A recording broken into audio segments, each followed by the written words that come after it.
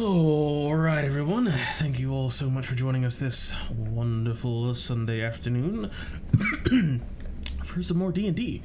The wonderful, non-stop, exciting adventure in Brendan's wonderful little creation, his world, the Expanse. As we are here today with just about everyone as we go into the new cast and crew, I guess, if you will, for this game. Omen had to take a long hiatus, a long leave of absence. Maybe he'll be back one day, we don't know. But he's with us in our hearts. And John is on a wonderful trip, having a good old time, so we're not going to have any Lannister today, but he'll be piloted by Peter. And we have Kishi back as well, so we have a good spread of people here today. And you wonderful folks are also here, so I'm glad to have you. Without further ado, unless there's anything else I can think of, Mr. Brendan, what do you got for us?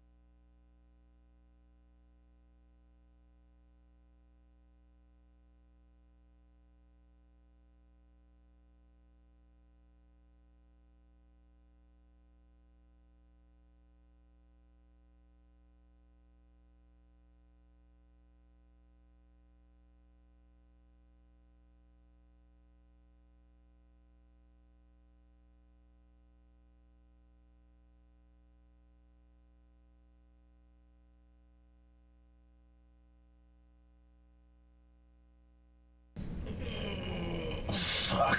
Alright, let me see if I can fucking piece this together. Jesus. So, we get back from dealing with the Assassin's Den, right? We're beat the fuck up. We get back to the airship, and Asham Ka kind of fills us in on the fact that she did the distractions as I instructed her to, but that kind of ran out after about 2-3 minutes or so, and she just kind of moved the ship to a higher and further away position, trying to make it look like we just kind of left. And then like a messenger or like, I don't think it was actually the guy that was the announcer. It was just like some person she sent, right? Yeah, some dude showed up and was like, hey, yo, you guys gotta go to this location for the dinner because we never actually gave you the actual invite. You just fucking flame columned and left, you dicks. But Mishasa still wants to have you guys come on down for some refreshments and conversation.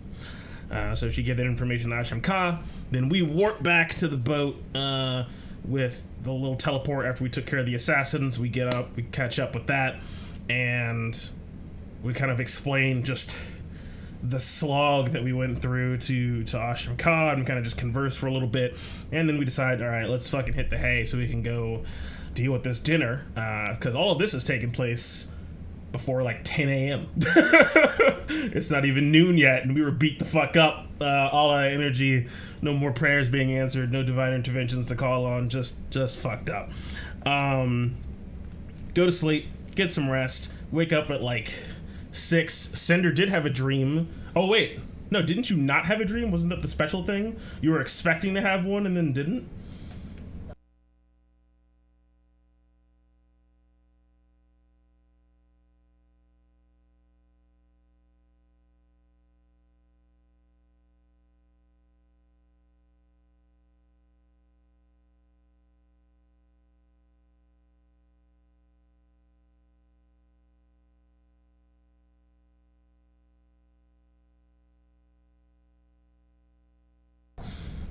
That's right. Let me patch some of that up though, because we're not dealing with a necromancer or something like that. We're dealing with the dying nightmare, and he wants you to feed on dreams and nightmares, not souls. He wants to feed on fear and other weird shit, I think. But yeah, you weren't using your powers. What the fuck, man? Why'd you sign this contract if you're not going to use the shit I gave you? Come on, get it together. So that happened. Then Asham Ka is like, hey guys, you gotta wake up. You can't be late for school. She's the least assertive parent ever. She's really just like, I don't want to make you guys upset, because like Ivar and Lannister and Tommen are all really capable of just killing her like that, and they're all like kind of like a little short with her, a little shorter than I think they should be, even if she is. You could kill her, okay? I don't think, were you at the beginning though? I feel like maybe she just like is afraid of you. You're terrifying when you want to be. So she was just like trying to wake us up real gentle like, and then fucking Lannister gets up and starts fucking thaumaturging and yelling at everyone to get up and banging on doors and shit. Point is, we get up, we get ourselves cleaned up, and we're like, you know, hey, just bring the airship on over so we can just drop right there. Let's not walk. Fuck that noise. We have an airship. Why would we do that? That's for plebs. The ground is for plebs. Which Ivor was completely behind. And so we get there, going down to the dinner. We're like kind of all prepared because we're not really sure if we managed to pull the wool over Mishasa's eyes. We don't know what she knows. We know that we've dealt a heavy blow to her, but we don't know if she knows that it was us or not. And that is a great point of contention that still orbits us like a ion stone from hell. So we go down, go through the front doors, and, you know, it's a beautiful fucking mansion or whatever. It's not hers, I don't think. I think it's like the vassal or like the dude that was the announcer. I think it's his house. And that place is beautiful, but you look around, and it looks like a fucking war zone otherwise. It's like you look past the fucking walled garden of hedge groves and fancy fucking shapes and shit, and there's just burning oil fields and burned out buildings and shit. It looks awful. It looks like somebody fucking invaded Detroit and just bombed it to hell and then just set it on fire and let it, you know, just let it sit there, you know, so just Detroit, I guess. And then from there, we go inside, and she welcomes us in, and we go through like pleasantries or whatever. And then she's like, something dramatic, Ivar. And then she's like, yes, that's right, I said Ivar. And we're all like, what? And it's awful. We're all like in various states of panic. Those of us who were conscious at the time, anyway. You know, I immediately go into fucking panic mode. I'm fucking using telepathic bond to scream at Asham Ka to bring the ship around. I'm looking around the room for exits, assessing the situation and shit, barely listening to what she's saying, trying to make sure that if we need to, we can blow a fucking exit hole out of the side of this building. And that was a thing. But Ivar kind of, sort of, after you know, some deep and stoic and dark contemplation, comes to an answer for her, of which I'm not entirely certain what it was. Ivar, do you remember what your answer was to Mishasa as to why it is You were pretending to be Pantheon, perhaps? That was the question, maybe?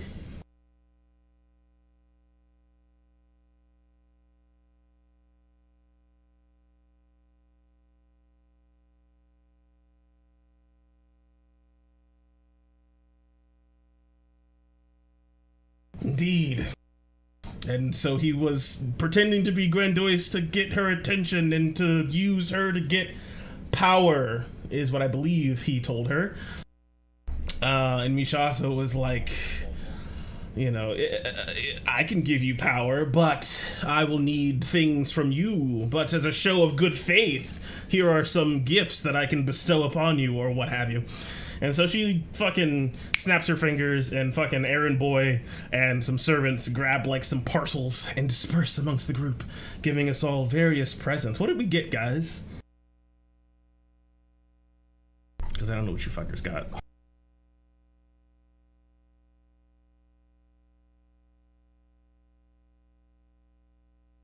Ah, that's right. You got your priceless bloodstone thing. Yes, the champion seal.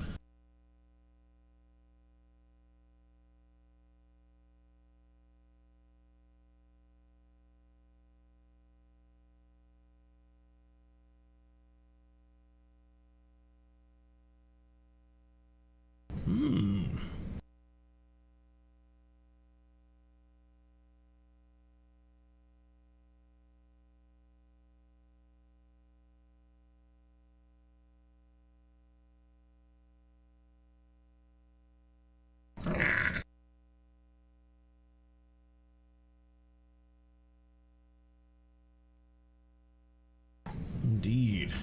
Lannister was presented with a horn of which he could blow through and perhaps be even more loud and boisterous than he ever could be without it.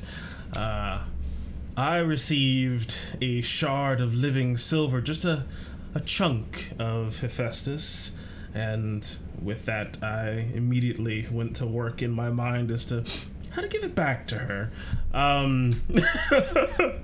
And most especially of all, motherfucking Desmond got a grappling gun. That was really fucking cool. There it is. It's like a flintlock, but with a hook. You can be Batman. It's great. I love it. Are you here, Desmond? Are you alive? Yes. Yes, he is. Good.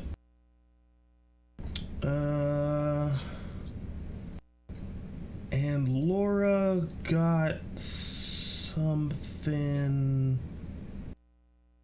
She got skinned? Illusions. That's right. Yeah, we got bait and switched. We thought Brennan was trying to commit game suicide, but turns out he loves us just enough not to. As we got a deck of illusions. Just enough. He was this close. If somebody had asked him for one more magic item, it would have been Don John cards all the way through. So we got the deck of illusions, and, you know, Yulder's still panicking, trying to make sure that we can fucking get out of here. But she's giving us all these gifts and just asking us for, not fealty, not so much loyalty, but just perhaps a chance at partnership, it seemed. But Ivar was not commanded, what's the right word? Sort of requested to lead alongside her head general, this sort of sulfur-smelling foul man who seemed to be made not of ordinary flesh. He almost seemed to be comprised of the armor that encased him. Definitely competing in the edgelord category against Ivar quite handedly, with the glowing eyes all over him. So it remains to be seen who will out-edge whomst. But the linchpin of that cooperation between Ivar and this sulfur-smelling foul demon beast was to march against the Knights of Torm. God damn it. Tyr. I know, but like he's like coming back, all right? Lannister's right there. I don't know how that system works. He has the Gauntlet of Torm. It's not the Gauntlet of Lannister. All right, so the Knights of Tyr, who we worked with to get their cooperation against Mishasa, and hopefully, if this pans out, against Karsith, she wants them eliminated. All 250 brave souls marching into this land of death and destruction. Mishasa is sending a force of 1,000 strong of her executioners, led by this general and potentially Ivar. This statement was the most shocking of all, that she was completely aware of us the entire time, planned for us, and even tried to win us over. Fiends. They are so tricksy. So, with that, she allowed us to leave, or offered us to eat, but I think at that point we had all lost our appetites. None of us really wanted to eat, drink, or stay in this room any longer than we had to. Our ruse discovered, we quickly departed with our gifts as they were. Returning back to the airship and not needing to blow our way out of it and fight our way out of it, which might have actually been easier than what it is we were about to deal with. Because we returned back to the ship and we were struck by the most daring and struggling fucking random encounter that any good D&D group can come along with. What the fuck do we do now? Oh, it's a level 30 fucking CR encounter. You have no idea what to do, and if everyone's role-playing, it's even harder. And that's what happened, as we all fell smoothly into our characters and tried to figure out what it is that we, the operative word being our characters, were going to do next. Some people did not want to march against the armies of good, believing that all life is precious and should be protected. Others deeming that perhaps this was a sacrifice that needed to be made. We bickered and discussed and could not come to a solid agreement. The older knew that as long as Ivar did not ask her to strike out against those soldiers herself, she might be able to swallow whatever it is he comes up with that might work. But Ivar needed time to think. A plan like this needed to go perfectly so that he could pull off perhaps the greatest double cross anyone had ever seen in the pens or in Troskin itself. So we left Ivar with time to think as we all went about our various business, all trying to figure out what to do next, or to work on our own projects, or take care of guilt that had sat in their hearts. Laura departed the ship quite quickly after getting reassurances from Ivar that he wanted to win by any means necessary. He wanted to take her power by any means necessary. So she would facilitate that. And as always, she was not clear as how she was going to do this. She just said that she was going to and was gone. Lannister, Tommen, and Yolder teleported vast distances, as always, to the city of... it's like on fire. It's really hot. Nadanar, yeah, that's the one where it's all sandy and toasty. Yeah. And that's where Ramla and Frida of Desire and Badron were. The older giving promises to Ramla and Frida that she could, if given the opportunity, bring Badron into the fold and beholden to Farida, so that his power, though lessened without the primordial flame, still quite potent, could be utilized in the upcoming conflict. The older was less than thrilled by the emotional display of Farida, but she had to understand that Farida was betrayed by someone who was supposed to be more or less her closest ally. Her partner in crime in leading the Fire Djinn betrayed her and stabbed her in the back, killing her. So it made sense that she would not be wholly ambivalent to his breaking of chains, if you will. As Yolder reached out to Hephaestus to ask to bring Verdron under his will and potentially give him the chance to reforge his destiny and step forward a new, well, man is one way of saying it, as she used a little planner binding, and through his cooperation and her promise to free him of this enchantment and these new chains on his arms, once this conflict was over, once Karsith was dead. She made that promise, and he submitted and was freed of the cold and painful prison that he was kept in. Yolder only gave him one order, and that was to follow Farida. Though, since we cut right there, she would totally give some secondary orders in case of Farida's expirement. She is quite thorough when it comes to things like these, but I'll just PM that extra stuff to Brendan at a later time, just in case my girl Farida dies again. Because if she dies, then technically he's beholden to no one, and that's possibly problematic. So she'll take care of that. Other than that, Tommen and Lannister asked Romulus some more questions about the Earth Realm. Got a few more answers about the giant snake worm Earth god thing there. Has a cool Norse name that I'm not going to pronounce because I suck at it. What is it, God? Dramanger. There we go. I can say it when he says it. Lannister seemingly very determined to kill it, but we'll get to that bridge if we come to it. As Yolder has some ideas about potentially, if it was possible to negotiate with that creature, to offer it something that it may not have in that realm of all metals and earths. Might be a bargaining chip, or maybe not. Who knows?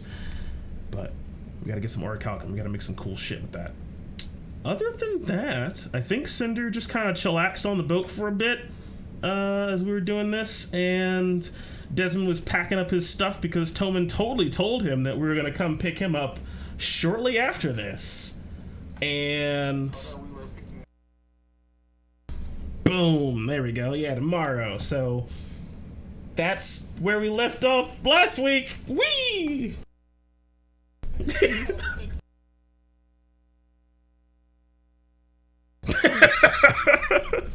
It felt like the argument was most of it. Oh, yeah.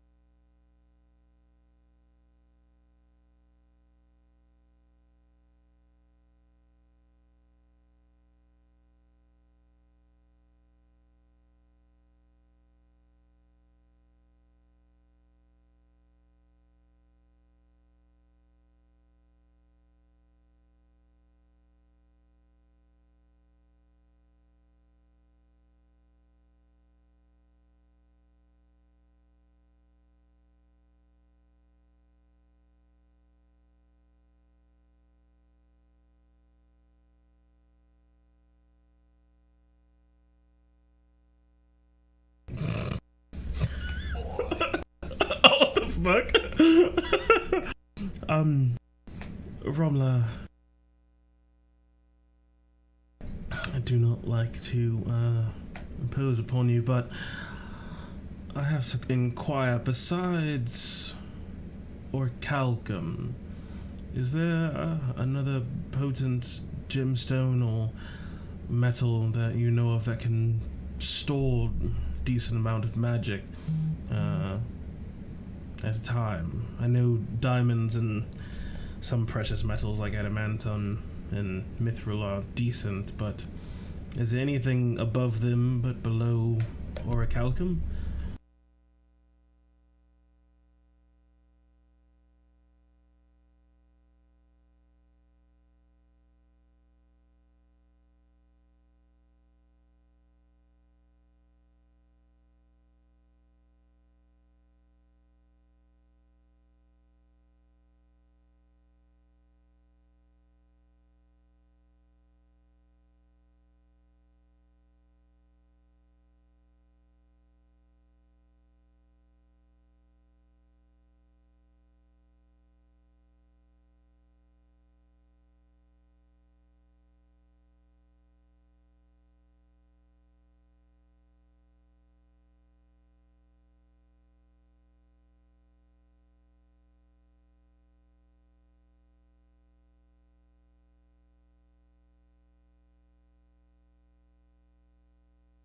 But would you would not be inclined to allow me passage into your realm to hunt down your brethren, even for killing dragons, right?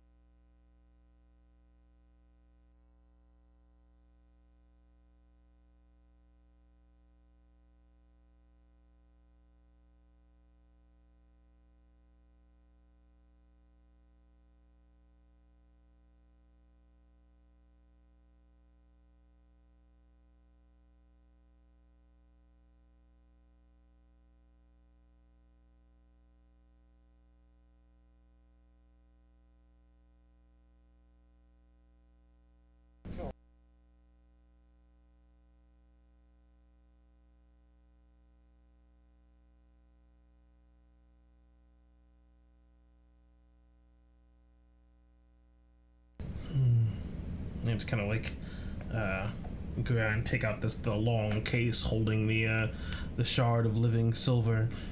Are there metals like this in the plane of elemental earth? Just pass it over to Ramla.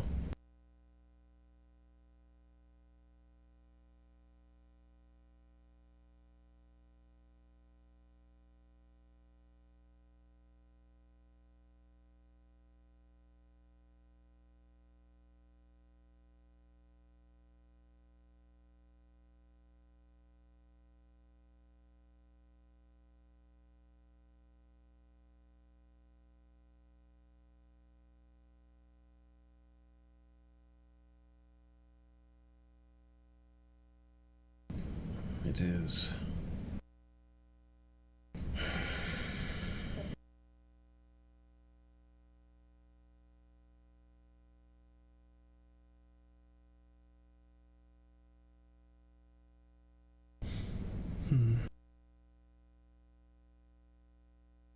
Just kind of extend a hand to try to get it back. I see, so Heartstone and orichalcum. To know that there's something to go even further beyond what I already thought was the pinnacle would be... now I have to figure that out.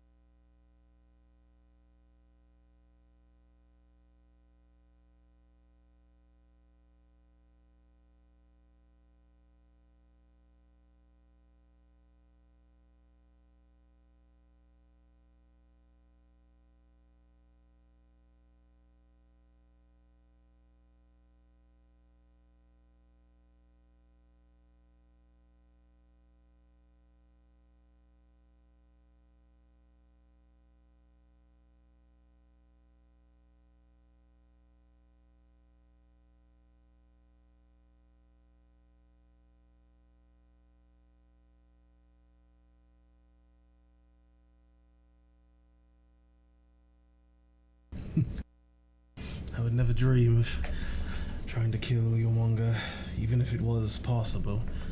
To destroy an entire realm, even if it would be remade, is not something I could live with. As I just fucking elbow the smile off of Lannister's face.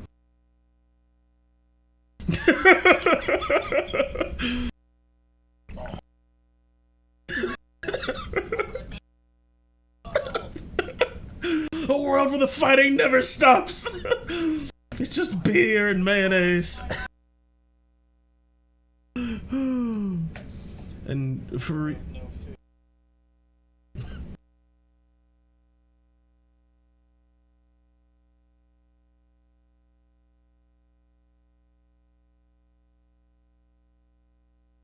That's not nice.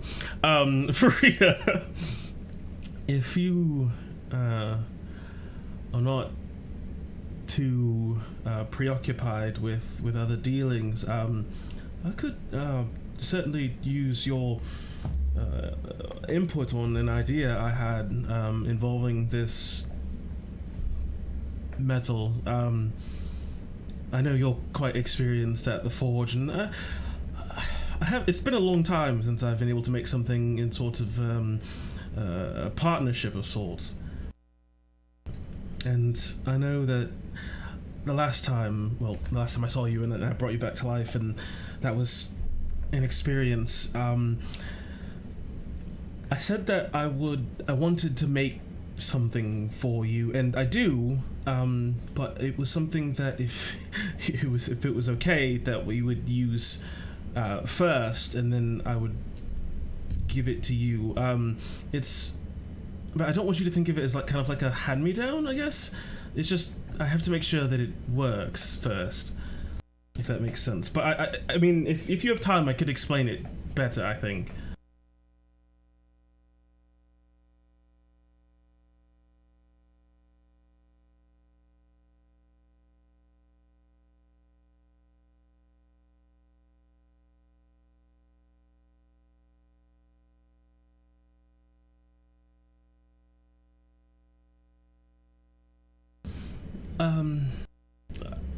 Sort of like that. I mean, I would think that based off of what I've seen from this whole place and the markings on the stones behind you, you have a penchant for weaponry, and, well, I know you have your magnificent sword and that fierce, fiery, is that a whip or something?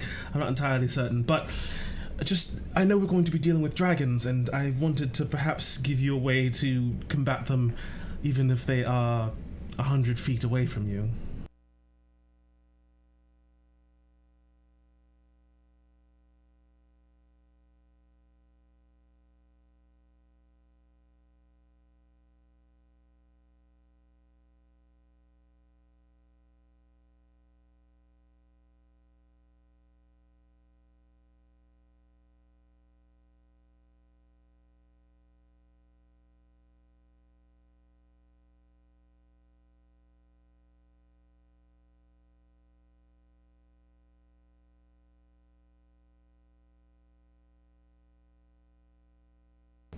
Good, because I totally want to make it for you, so that would be great.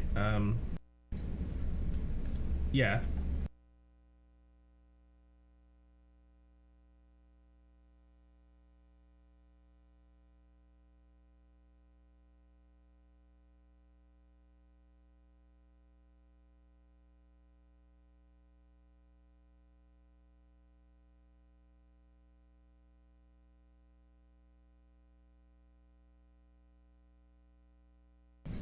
I want to roll an insight check on him.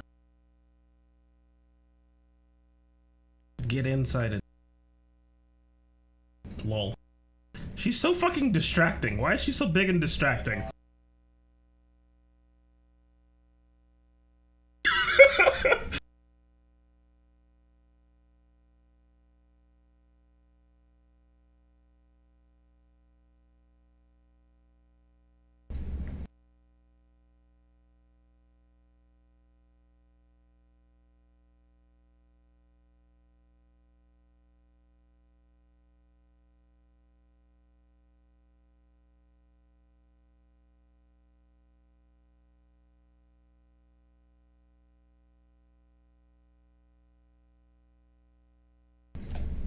finger guns. Hey Rama, you wouldn't happen to have like 5 pounds of mithril, would you?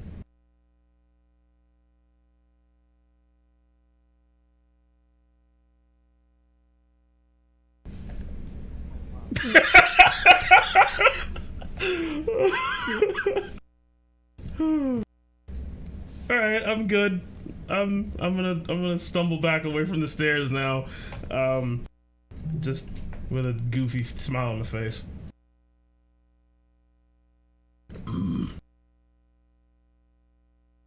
Oh wait, is Toman here the whole time? Toman left, right? He didn't see that. He's fine. It's just me and Lannister. It's cool. No, you're gone. Nope. The room is so big.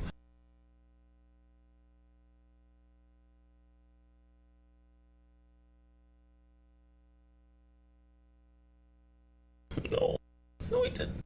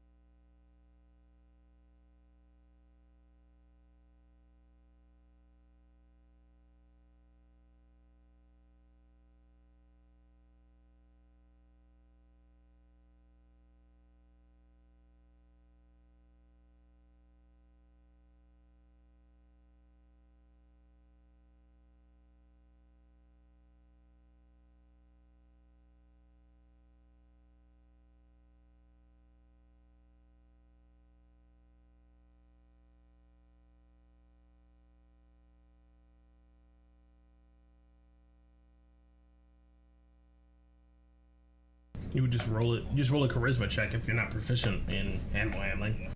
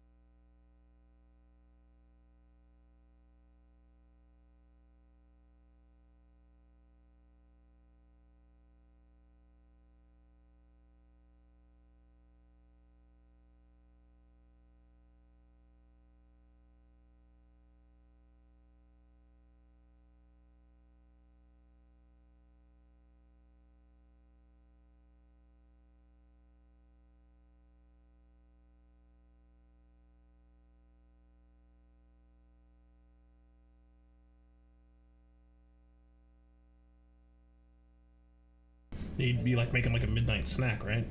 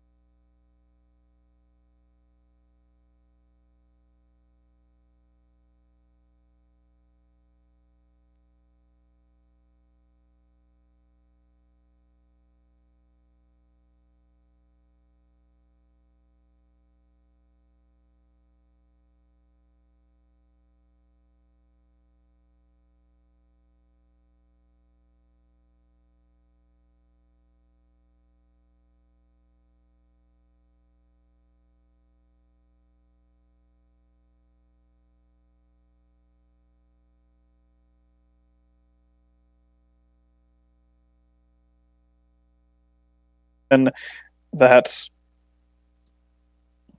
act as such, except seeming to be working as a ruse, as they are almost as devilish as fiends and devils themselves.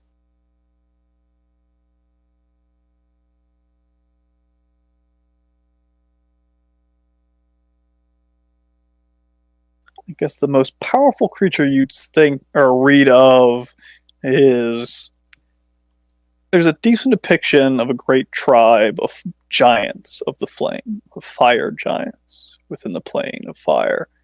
Which there's giants within on the prime material plane.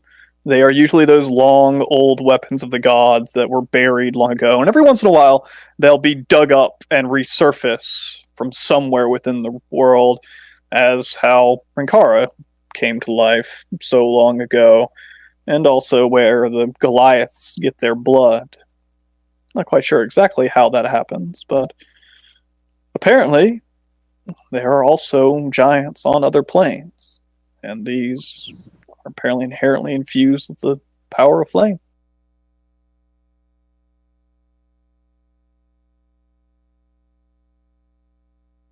But besides that, if you have any specific things, we can talk about it outside the game. Unless I just want to sit here and spew off every fucking creature I can think of on top of my head. Manual. Go through right there. Just read the monster manual. It's like, all right, class, if you can turn to page 267 of your monster manuals, you can see that. Yeah. What about the rest of you guys? So you just do that throughout the night, Toman? Yeah, I don't sleep. All right.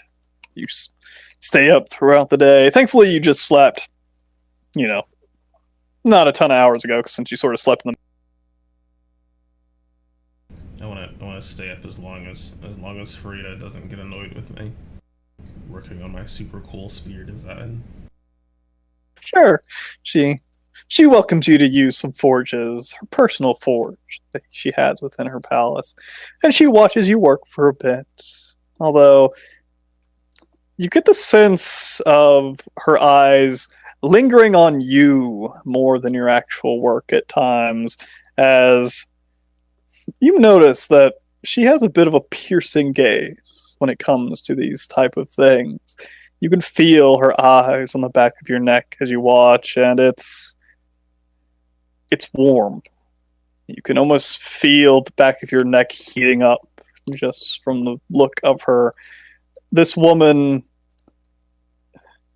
strange, because she is twice your size, but you've seen her palace, her basically half of the city. This woman exudes desire, sexuality.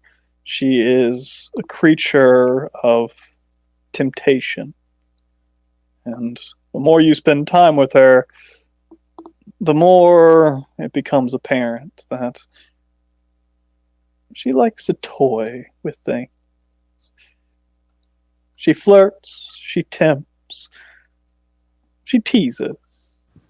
And it makes working a little bit difficult, as she almost intentionally is getting in your way at times just to see your reaction. As give me Smith and check. It's always flustered, but Yolder is wonderfully asexual, so it's like it's almost like a little opposites attract kind of situation. I fucking love it. As I'm just working on the design for this thing, I'm not actually gonna put any work to it. I'll do the physical labor with my armor, because that needs to be fucking buffeted out. But yeah, let's just see where I am mentally. You want to use strength still? If you're just designing, you can use wisdom or int, either. Because like the only actual physical work I would do is just kind of like getting the dents out of my armor, which I don't think I really need a check for, Nah. Yeah. Easily just do some repair work, but when you're designing your spear, you can use intelligence if you're trying to do something mechanically inclined, or if you know how to forge a weapon, if you just want to form out the perfect design for elegance and beauty and making sure it's functional, then use your wisdom. You know how these things work. Yeah. And I think you have advantage on all your rolls. Maybe? Maybe you just have expertise. I think you just have expertise. I don't remember what your boon does. I made it when I was drunk. I wasn't thinking about it at the time. I can. There's a lot of fucking boons out there. I don't remember all.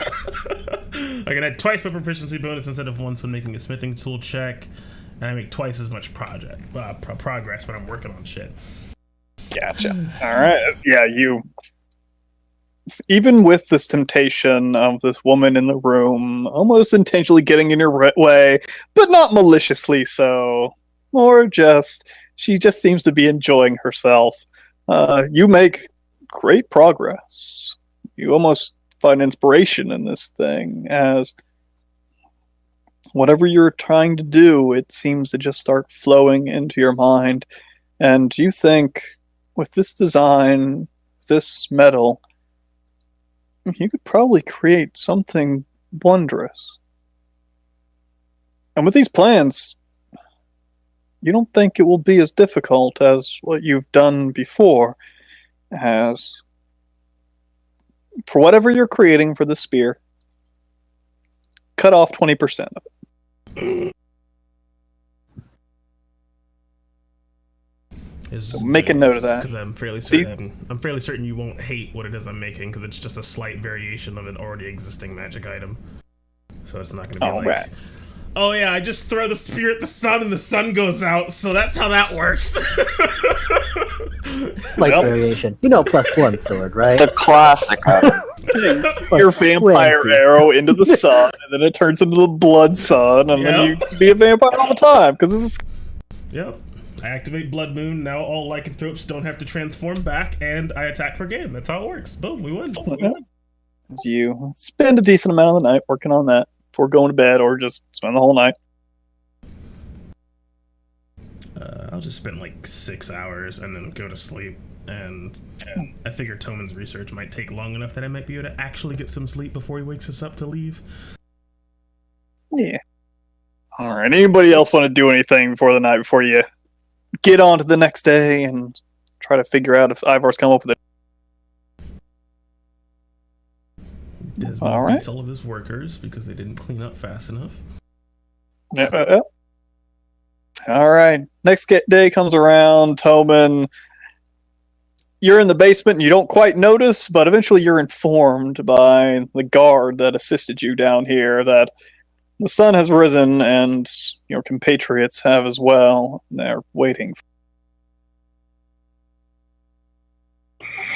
Okay, so can I take these?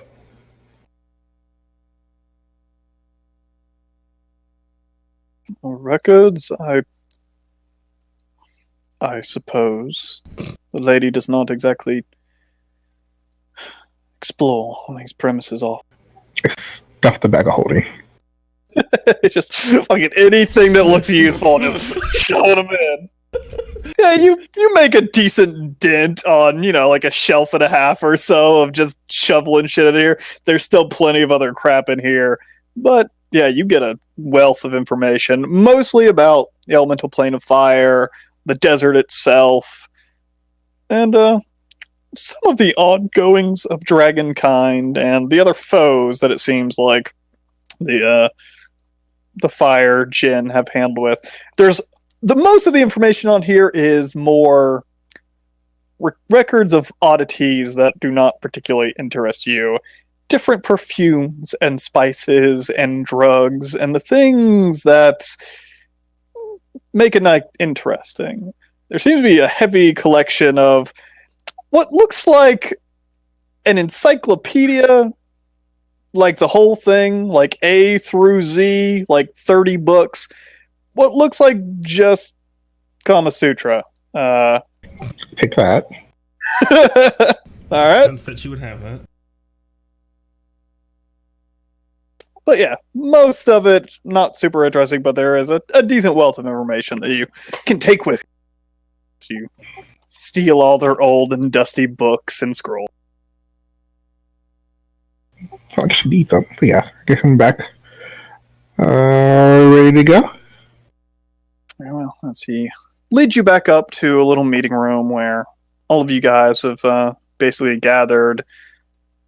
You notice that it is basically where the scantily clothed individuals were the first time you came here, but they have been cleared out, and the place has been changed a little bit just to a nice little lounge room.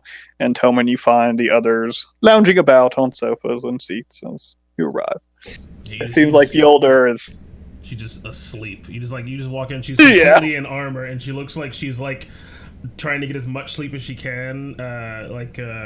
Like almost like we were on watch in the inn, which doesn't make any sense. So she just looks like she's just like ready to attack at any moment, but still a little bit of drool just coming out the side of her mouth and trying to get a bit more sleep before you get there.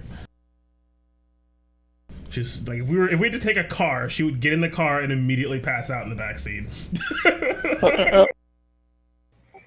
You can see Lannister just standing. I'm not sitting on those fucking couches. I ain't doing it. Nope.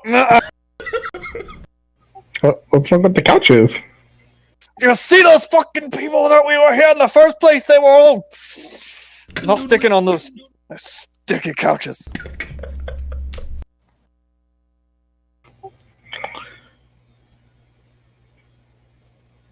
I want to play a prank. Can I, alter self, can you, like, change your voice box to change your voice? Probably. You can give yourself fins and shit, and give yourself claws. I don't see why you can't change your throat a little bit to make you sound different. See, I'm going to change my voice to sound like Farida. Go to Yoda's ear and say, Patron just tried to kill me again. Your spell didn't work.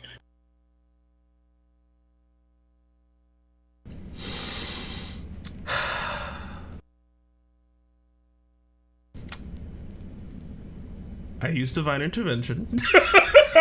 No. Oh, jeez. The elder just kind of leaps up to attention and is just scrambling, looking around the room, grabbing her staff. And then she realizes that there isn't a giant flaming giantress in the room with her. Just little old Tobin. Hi, older. Why do you sound like that? Rita, are you... Sound like what? I don't know, I just thought it would be fun. He has a boyfriend, right? I haven't tried that before in my life. You haven't been with a man before? Wait, okay. Well, not as a man. But that doesn't... How are you doing this? Are you just using magic? Oh, Yolder, everything is magic. I could show you the world. Okay, well, I thought... As I just kind of, like, look at him, and then just look at him a little bit harder, and then see the tattoos, you could even copy the... Aren't those magical? She kind of just, like, reaches out to touch them to see if they'll smudge off. Did you, like, draw these on you or something? Along with other things. What? Also, you know that Toma is a terrible liar. Yeah, with your very high insight. No, you can just see Tobin for a little bit. Just see Tobin slightly giggling under his breath when he's saying things.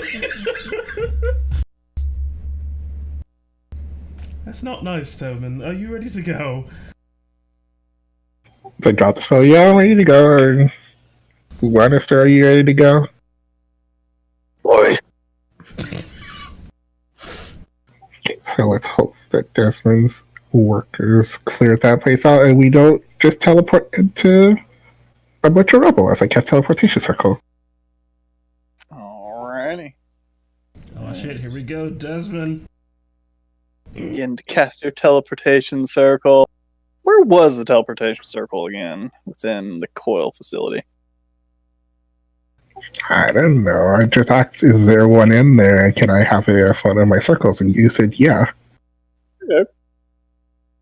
Yeah, basically, it's off a little side room close to where the little meeting room is. Not quite deep within the facility, but still relatively sectioned off from the public area, as it seems like calling upon your magic, calling upon those signs on the ground that you're aware of, and trying to remember, as indeed you hear or feel that sort of click, that connection, detachment to where you're going, and sure enough, the spell succeeds.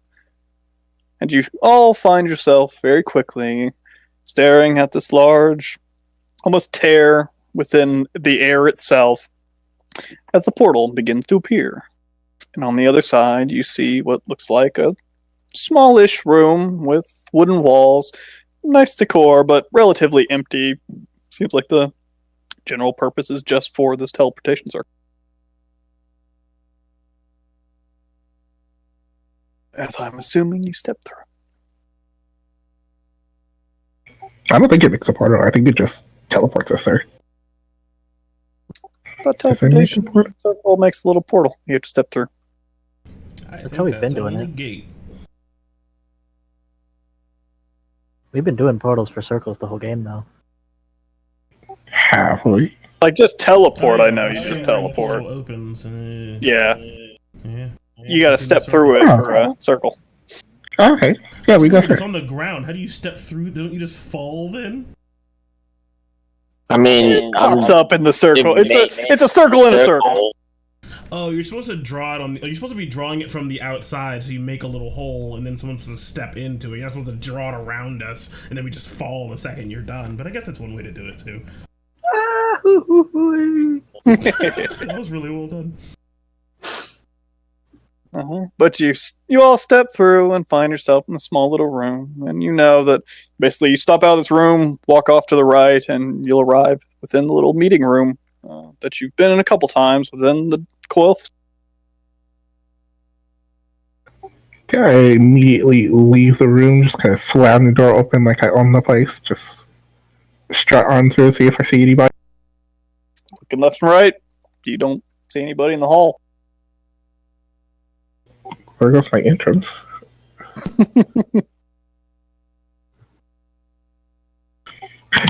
Is your mic working?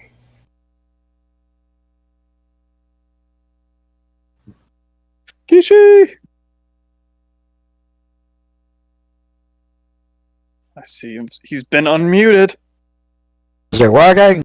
Ah, Hey! yes, it works. Hello. I'm the best. What?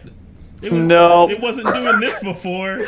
It's even worse now. Yeah, The before mic works, the internet's not. It was fine before. It was just grainy. Now it's cutting in and out. I don't like this. Okay. Hello. Okay, you're good. Here we go. I don't know. Good. Yeah, don't mess with it. I'll cast sending on this and say, where is everyone? Where are you? I think your telepathy is still going. It's 24 hours, right? Yep. Yeah, when did I cast it? And when we woke up, yeah. Because it's not I been don't know, my 24 internet hours. messed up right now. I just. Where are you?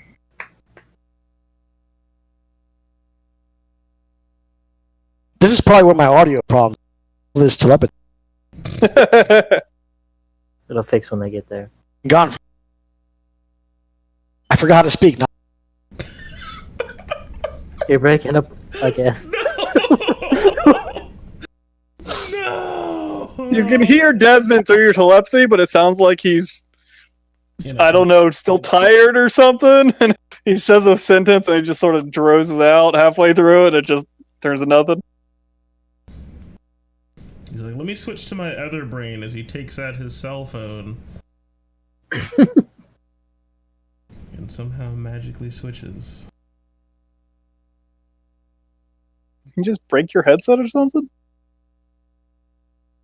I don't think it's his headset. It might be his internet. It's like pooping out on him or something. He's got crazy internet though. He's got rich folk internet.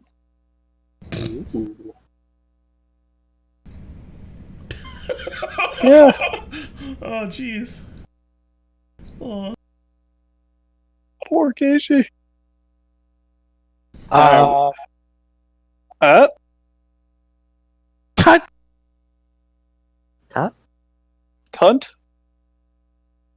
What I would try is exiting Discord and just opening it on the browser. Sometimes that gets around issues with the program that might be happening. Let's see if the app is fucked up. Oh, you know what? Here, let me try this actually. Hold on. I think we're still set to Central. Nope, we're set to East. I'm going to change it to Central. Let's just see if that fixes it. Sometimes switching servers fixes it.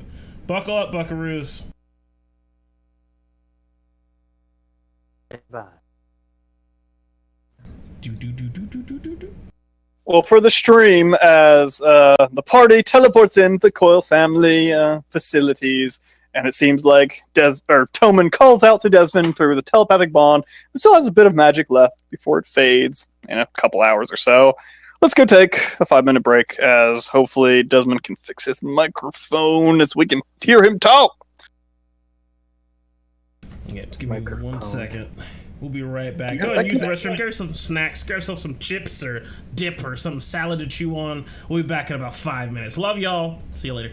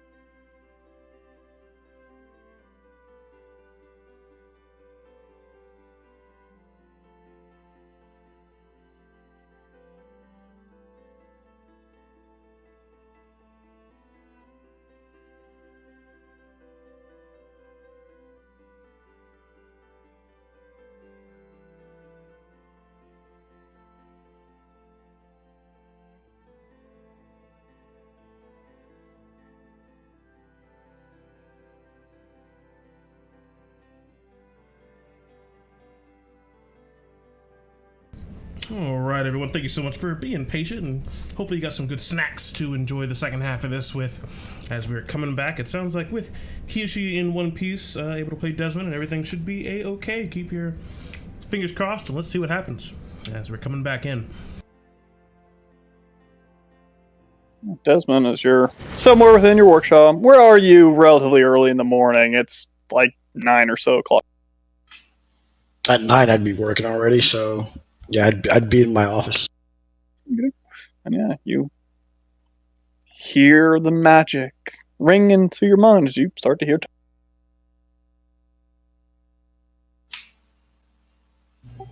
Yes, and where are you? Gentlemen, hey, I'm upstairs. I'm in my office. Why are you here? Yeah, you said could we pick you up this morning? Well, today. Oh, so they cleared the circle out. That's good. Be right down. That was a close call, I guess. And I stumble into the room, looking for my stuff. Like I'm dragging my gun, and I'm trying to throw it back over my shoulder. Your adventuring gear that haven't touched for a couple days, but it's still fine condition. So yeah, you make it through the hallways, and yeah, as you turn the corner to where the room is with the teleportation circle, you see some of your compatriots basically hanging out in the hallway, waiting for you. You see Toman, Lannister, and Yolder. Oh, Desmond. I hear from Toman you guys did okay. Oh, God.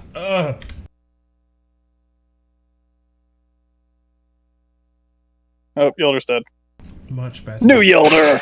Yeah, you can see Desmond that she just has like a halo above her. She's still wearing her old armor, but we're working on that. We're catching up, don't worry. I'm just staring at it. You like my new gauntlet? You're gonna talk about that? Lannister, he was there for the gauntlet. Yeah, but maybe he wants to look at it again. It's a fine glove. Put yourself to deep inspiration. I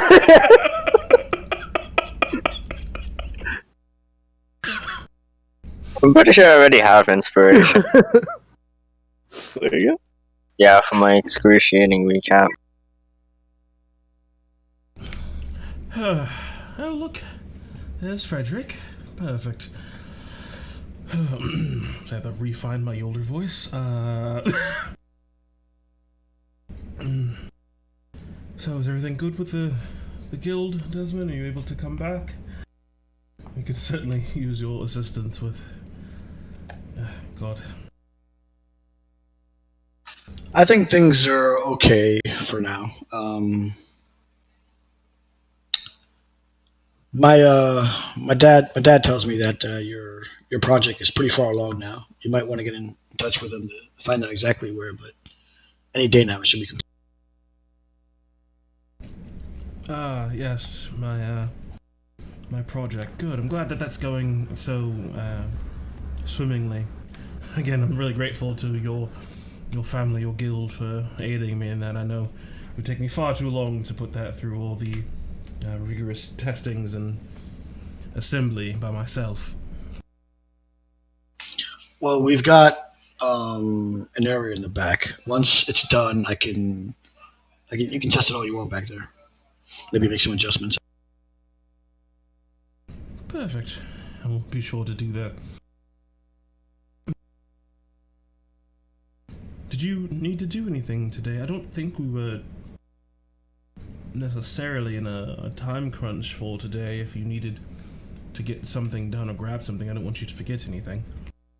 I know once we go back, Ivar's supposed to talk to us about what it is he wants to go about doing, but we'll probably get pretty stuck in after that. No, I've already filled in my data on what I want done, and I'm ready to go. Perfect.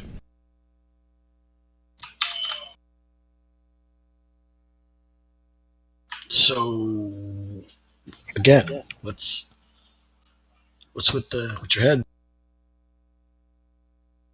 Oh, yeah, I guess you're the first one to actually ask me. I didn't realize.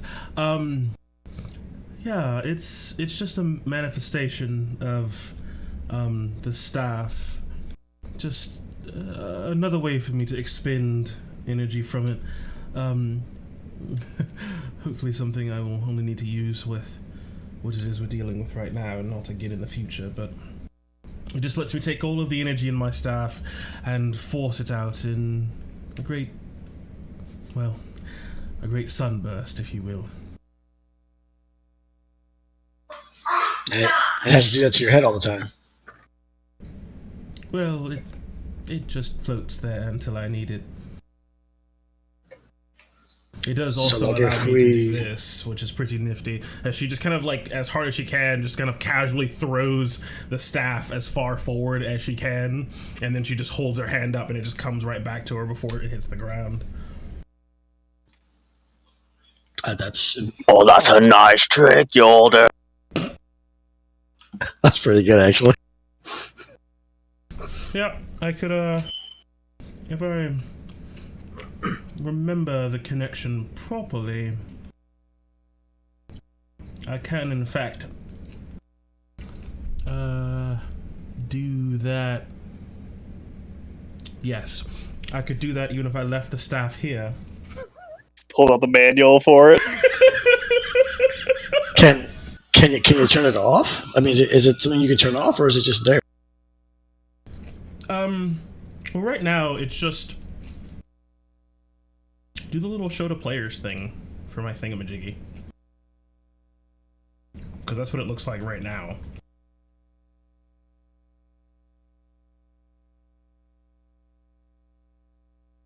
You see, it's a beautiful circuit of glistening gold. Yeah, so right now it's just a circular ring. Fine, wondrous. Shut up. So, like, is it always so bright? It is always bright, yes, and unless I use it, because then if I pour all the charges into it, or all of the energy from my staff into it, as you can see, like, she just begins to glow a bit more. Her eyes start to turn from normal to about this weird sort of soft yellow and then to a bright white, as she just begins to pool up all of the energy for this, and she just seems to emanate light.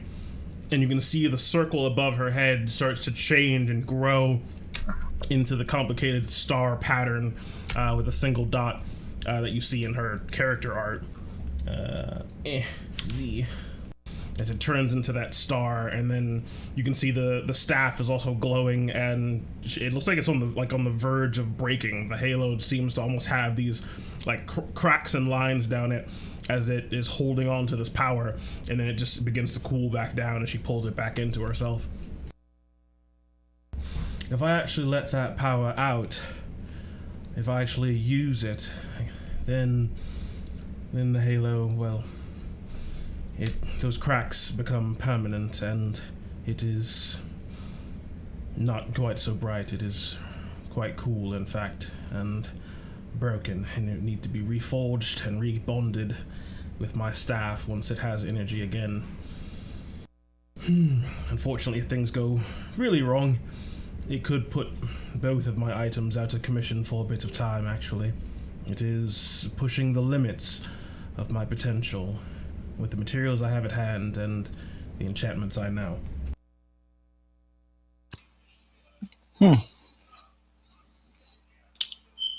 And Toman,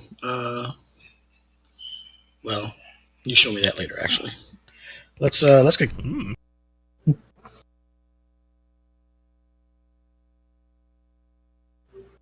Okay, I'm gonna call cast sending on Cinder though, and ask. Well, not Cinder. Cinder's gonna be mean. Ashram call. Ashram call. Is this ship in the same place as we left it? We are. Okay, I'm just gonna teleport us back to where we were previously. Alrighty.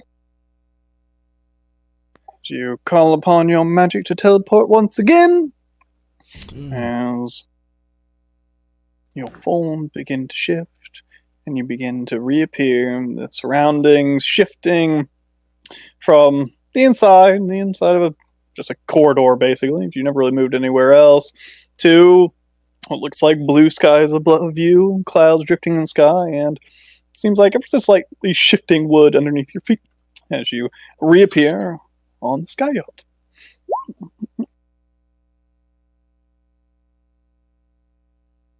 Is there a limit to the spell?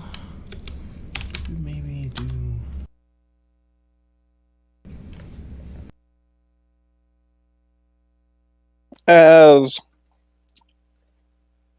What are the rest of you guys doing in the morning, if you're doing anything? Again, it's still relatively early. Haven't done anything yet? Understand. I'm up cooking a delicious charred breakfast.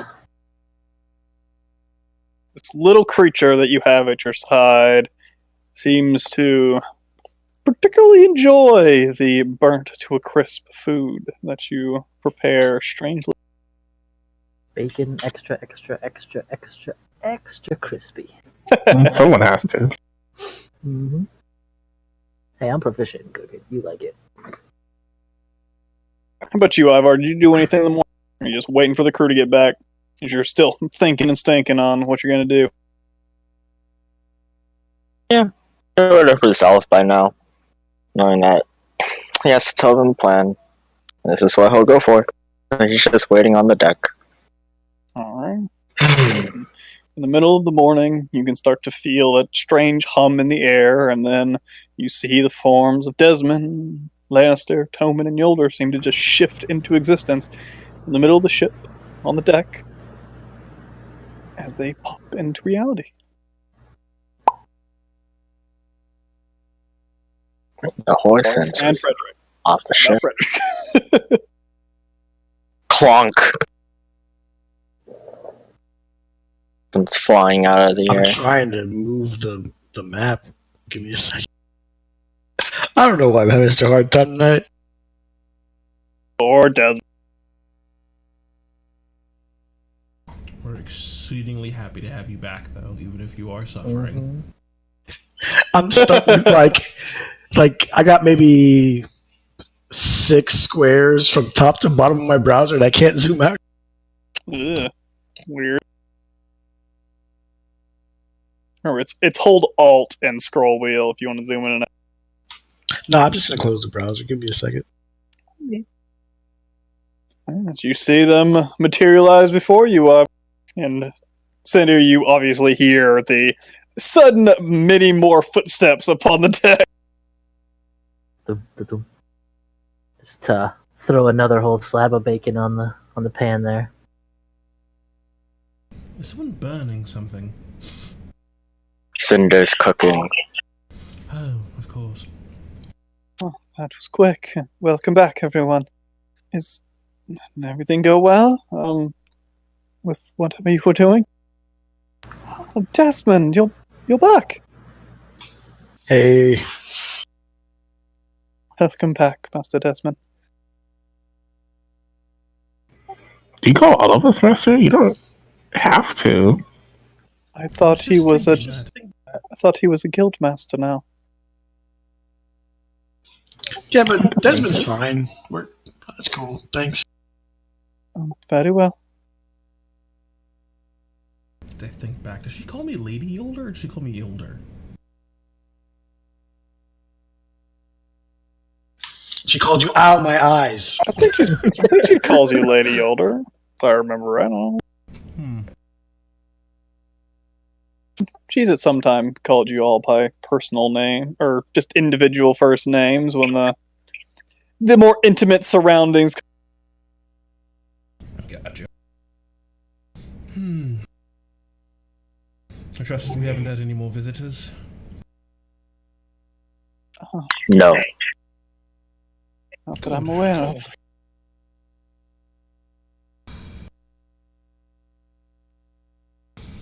I have brought Badron back into the fold underneath Farida. Now the Jinn are not missing any of their pieces, as it were. But Found a way of proving his innocence. Innocence, no. He's as guilty as they come. His actions were his own, and his betrayal was his own. But what I did was make him own up to that fact, accept it, and strive for change. In the crucible of Hephaestus, anyone can be reforged. That is good to hear, I suppose. I'm just glad he did not resist. That would have proven to be quite troublesome.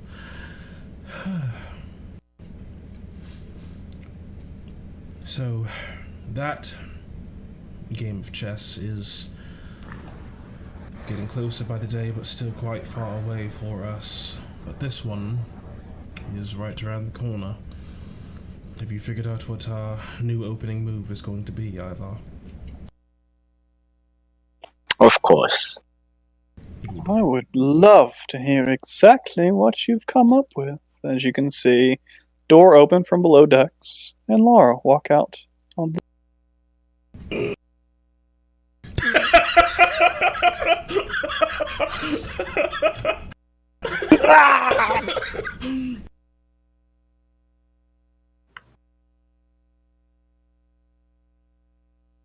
All right, bless on. Bless his dad.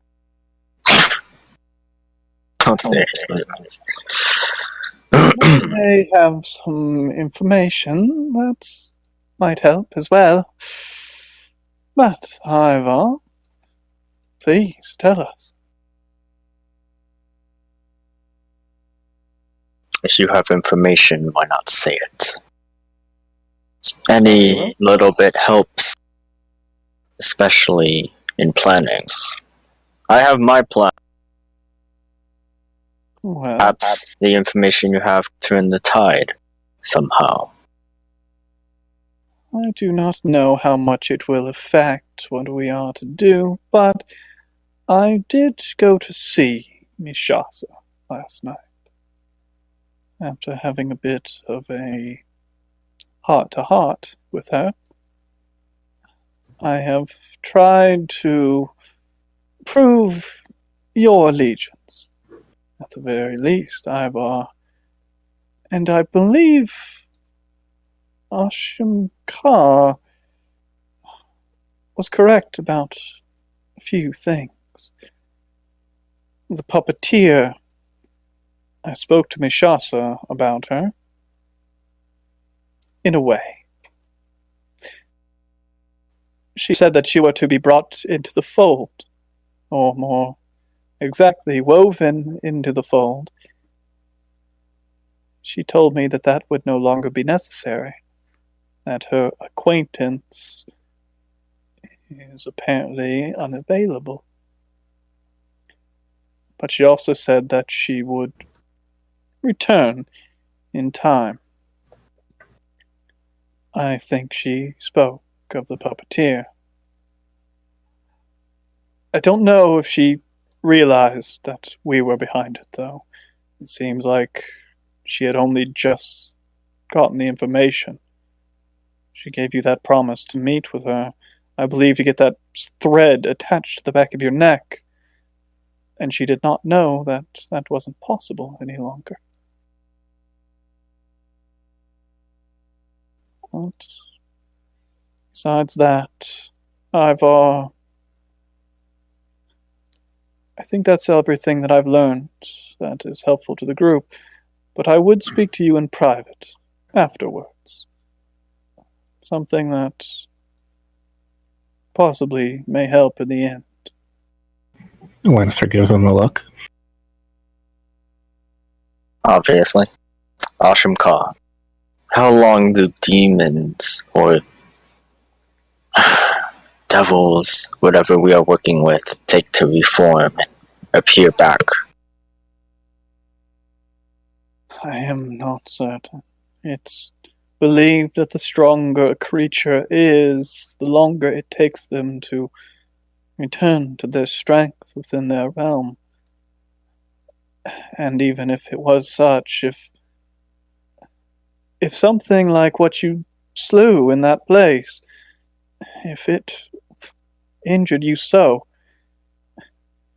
it should not be able to return. Once forced out of this plane, a creature of that power should be barred from re-entry. Unless Miss Mishasa has a way of avoiding that. But honestly, I cannot say. If Mishasa was aiding them to come here, she may also have a way to aid them in their reformation within the Hells. If one was alone, years, tens, hundreds of years could pass before a demon truly returns to its original form. But I do not want to give that promise for such a thing now. Wait. Ashamkar, if a devil as strong as Mishasa has been defeated multiple times before, and she keeps coming back in spite of it, even in spite of the barriers that the gods put in place, even when they were at full strength, she returned. Is it possible that she has pursued paths beyond death? I know those talented with magic and devoid of morals can pursue a trait known as lichdom. Do you think something like that would be possible for a fiendish soul? Would that explain why she's able to return in spite of the barrier? You speak of housing one's soul within an item, so that when the body dies, the soul does not move. Phylactery, yes.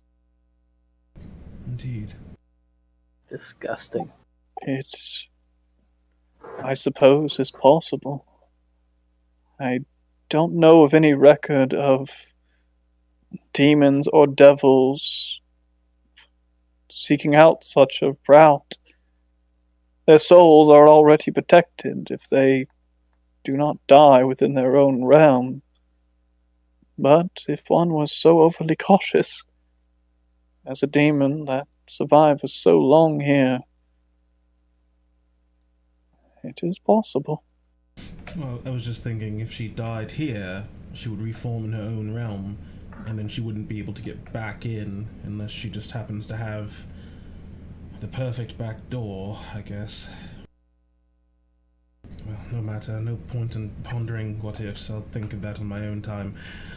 What is it that you have come up with, Ivar?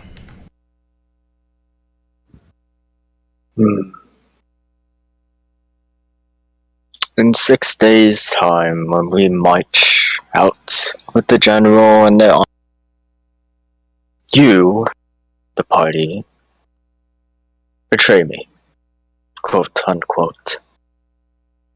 You feign turning against Mishasa and in turn turning against me, and join the Knights and Paladins of Tyr. That for one sets you up to join their rebellion. It also means that their lives will be spared from your slaughter.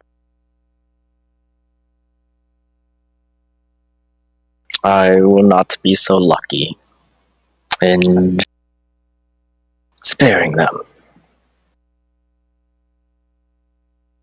But there are other ways. There's only one true person I have to kill, and there's one person you have to.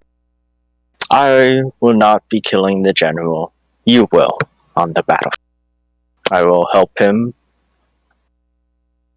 with help being in very, very strict quote.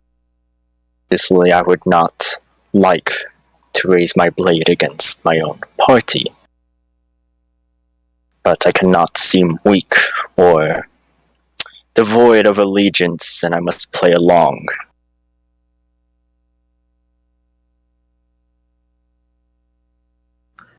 So, the fight's gonna go down. The armies are going to clash. Okay, whoa. Casualties and armies of that scale, Cinder, you can't save everyone. Casualties will happen. All right. So who are you killing?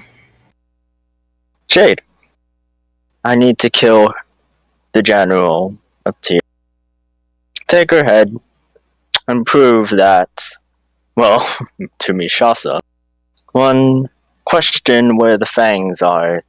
Their general still alive. Two, it proves that my power alone is on par with the Fangs. And three, well, Yolder and Lannister are clerics of the highest power. Lannister has returned to life a elemental with no body. Yolder. Yolder. Yeah. She will resurrect Jade in time, but Jade needs to die publicly.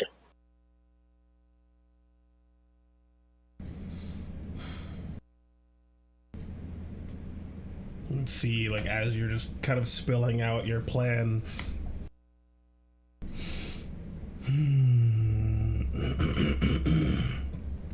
God, this vinegar.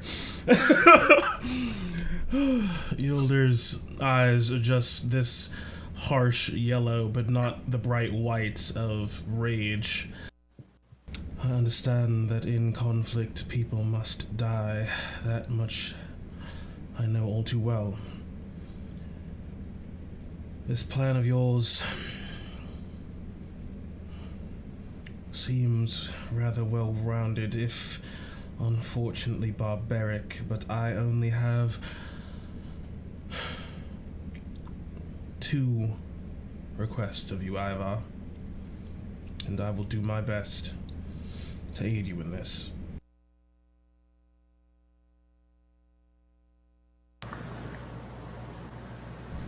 Well, I ask you not to defile Jade Hawthorne's body. Do not separate her head from her. Take her as one piece.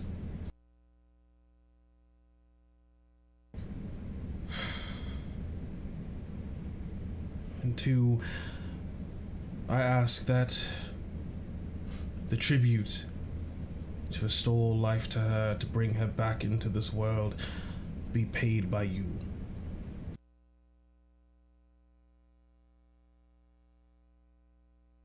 It is your schemes and machinations that put her against an unwinnable battle. And I know, from having fought alongside you and listened to you speak and the actions that you choose, you will carry no guilt in killing her. I will carry that guilt, but you will pay its price. as you say, Ivar carries no guilt. You can feel the air sort of chill very slightly, and it just returns to normal. Very well. I accept those terms.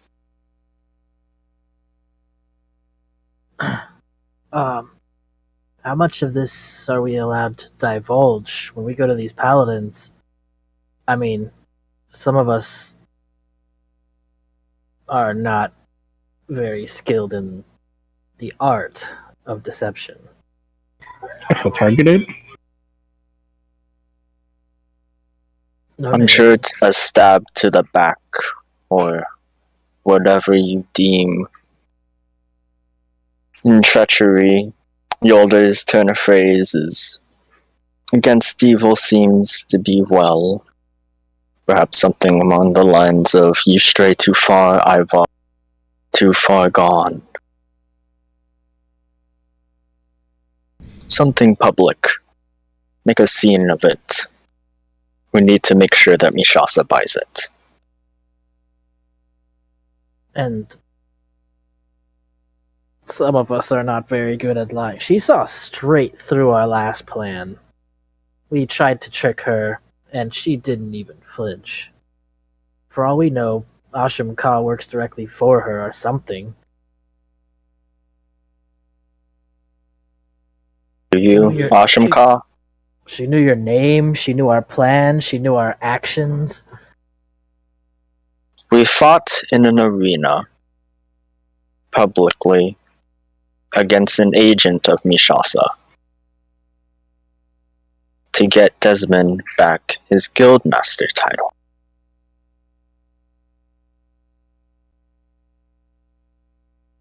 So you think that she doesn't have a spy or special insight? She was just able to put together clues of the past? That a fight in the arena was quite a big deal. Well, we at least have to consider the fact that she will be suspicious of this. Which is why you must play the part of betraying me. She'll expect you to betray me. Perhaps, no, betray her.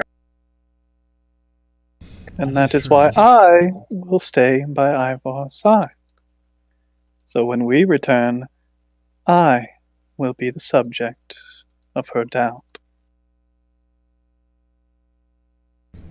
Yes, in my foolishness, my brashness, I basically let slip that I was going to betray her when I questioned her wisdom in bestowing a piece of Hephaestus to me, knowing who I am and knowing what it is my order stands for.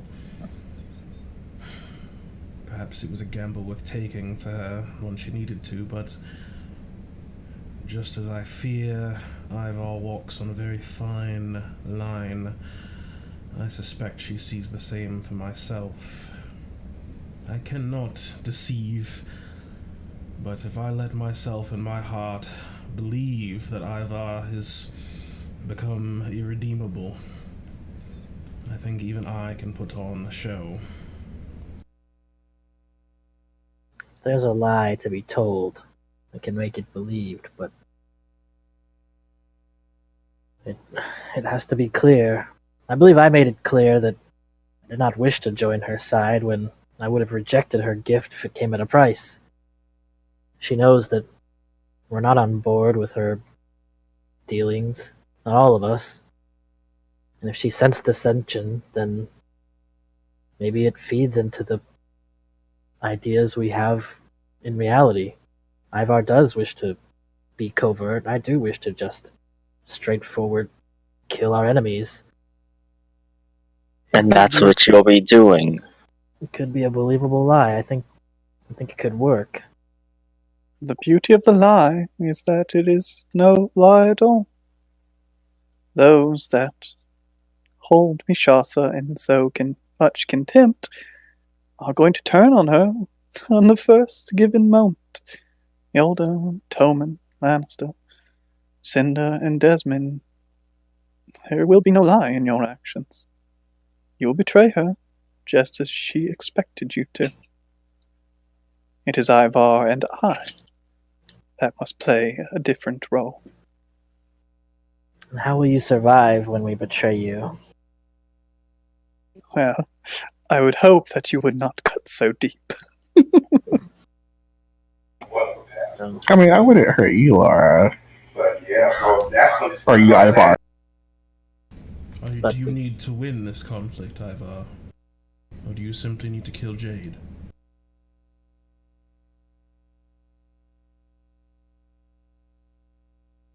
I think the outcome matters not. Just that the general needs to fall, and so does Jade, to prove my worth as well.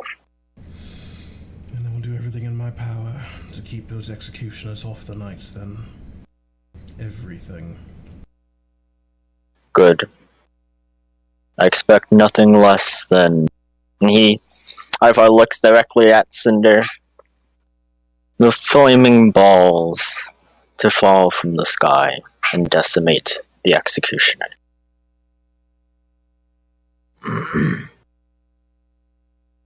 And after our treasonous acts against each other, after these people fall, and Mishasa still stands, then where do we go? Then the revolution begins. So we press the advantage on our side, and once the army is tattered, the general dead, you taking Jade back to Mishasa, then your contacts in this sort of rebellious force, they will make their move.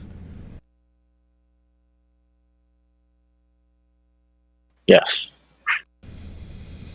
Hopefully, it will be enough for me to ascend to Grand General. I will police her executioners as poorly as I can to allow you and the rest of the slaves to revolt. You will be the sword at her gate, and we will be the dagger by her bedside.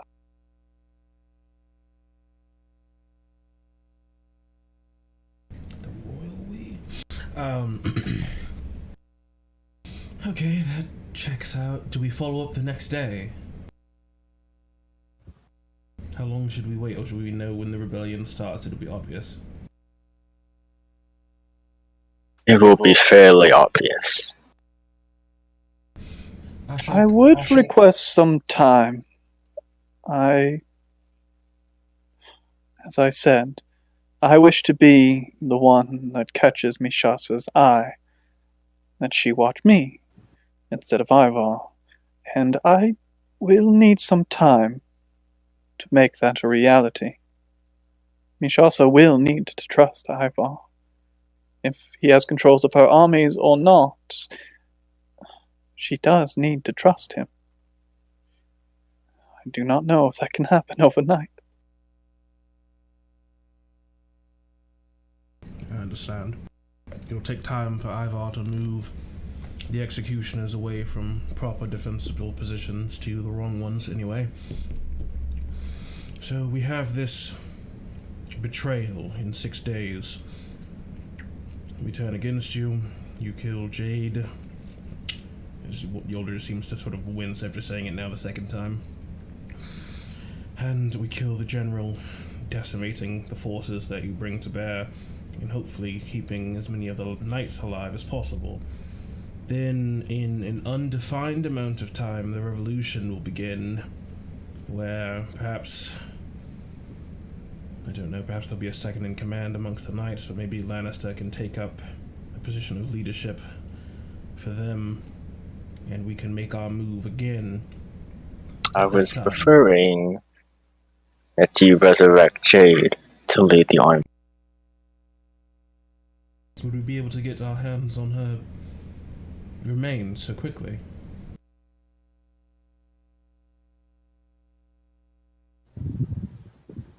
I figured if you were to abscond with her, you can see just a bit of just a small little bit of embers just kind of come out of her nose as her emotions are just building up.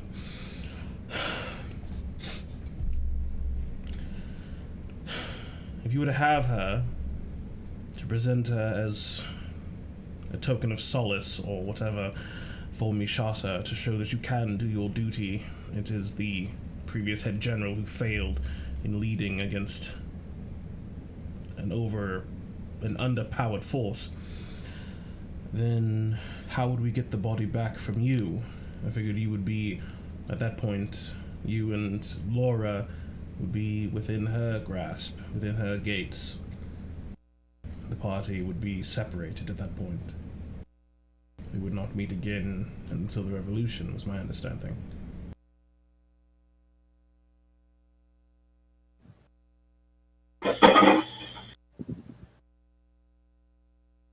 I have a suggestion. I could teleport in. Like it, Yolder. Well, remember the Assassin's Guild. Do not think that someone as fiendish as Mishasa would simply allow us to just step onto her premises, magic or otherwise.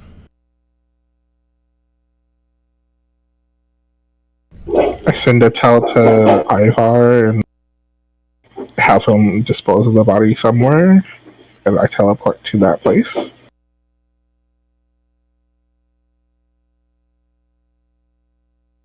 That could work. Assuming, of course, she doesn't want to destroy it or something foul. Do not let something foul happen to her, Ivar. besides being murdered. Of course. Yeah. I don't like it. I really don't. But like I said, if you can make sure nothing vile or foul happens to her, then you will give the tribute to bring her back. And we'll make it work. It's Ivar's party. If he wants bodies, he'll get bodies. I don't think that's how that should work, Cinder. It's my party, it'll Do you have fucking I appreciate your comment, though I'm sure you were sincere in it. I will choose to take it as jest, because it makes me feel better. What do you think of this plan, Lannister? Right. Well, I don't agree with killing Jay, but as long as I don't have to kill the Tear Soul, let's fucking do this!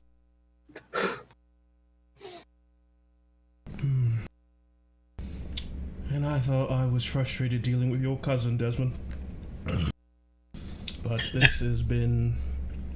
You have no idea how twisted and contorted I feel. I need to hammer something. Is there anything else? Bang it out. Bang one out, Yolder. Metal.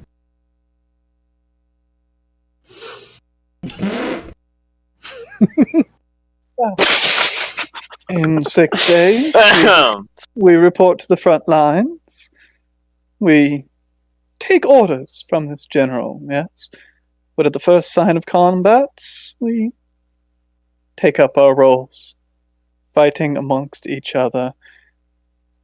Not killing each other, but making a good go of it. And then Ivar and I will launch our attack on Jade, slaying her and pulling the general in along with us. Once Jade is dead, you will counterattack, yes, and kill this general. I will do the best I can to aid Ivar, keep him healthy and whole, so that he can escape. Once it's all over, the general lies dead. The commanding army of the Tear soldiers lies dead. And we retreat. With you all, I assume, saving as many as you can, while killing as many as you can. Yes? There is a difference between those who fight for evil and those who fight for justice, Laura. I understand.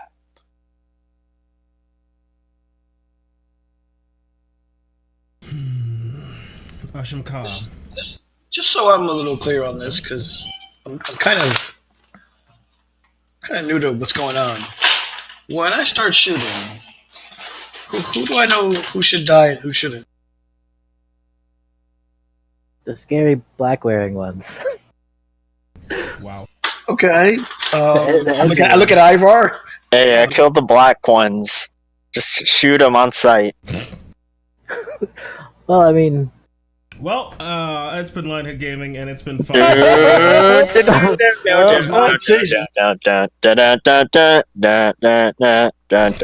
you picture Ivar's armor, if you could see the edgier armor, that's what their leader is wearing. Anybody that they're commanding is who we're attacking. Will be defending the Knights of Tyr. The people wearing the gleaming white armor, polished and fighting bravely. Those are not the ones we shoot, Desmond. Okay, so anyone dressed like Ivar that isn't Ivar. Including Ivar.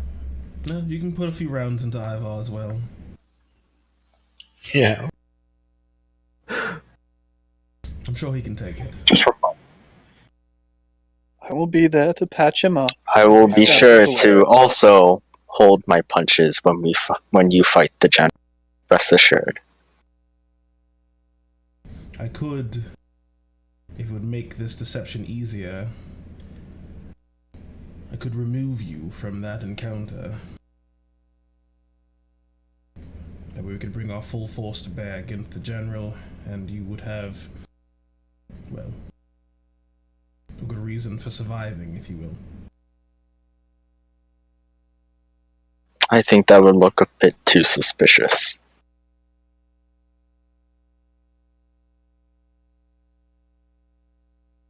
Suddenly I'm winked away when I am to fight my own part.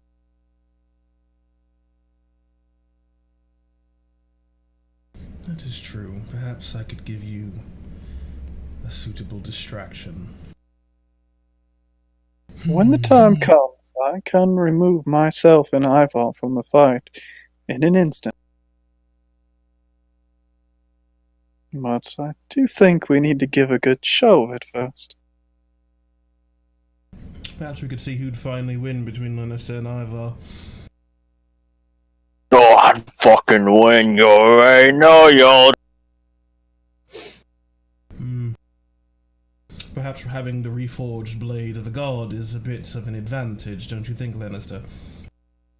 Oh, fuck yeah, Yolder. I'm gonna fuck him up. Come on, Ivar, let's go arm wrestle right now. Where's a protein shake?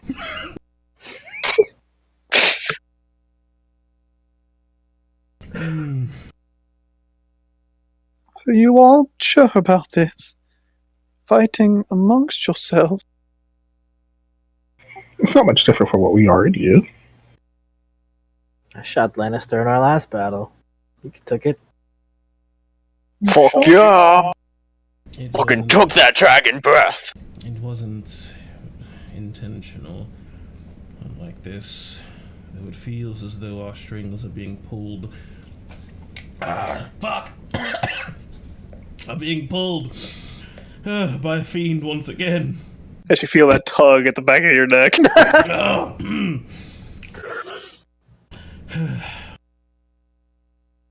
Ashamkar, do you know, in your infinite knowledge, or almost infinite, at least what you can tell us, does Mishasa have at her disposal ships similar to this? I do not know, I'm afraid. But with her resources as one of the trade princes, I would not doubt such a thing. Is there like a way that you could like Google it through your god or something? That'd be great.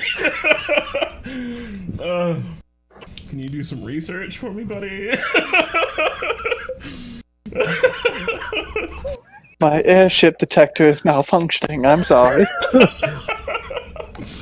Alright, fine. Scanners are offline.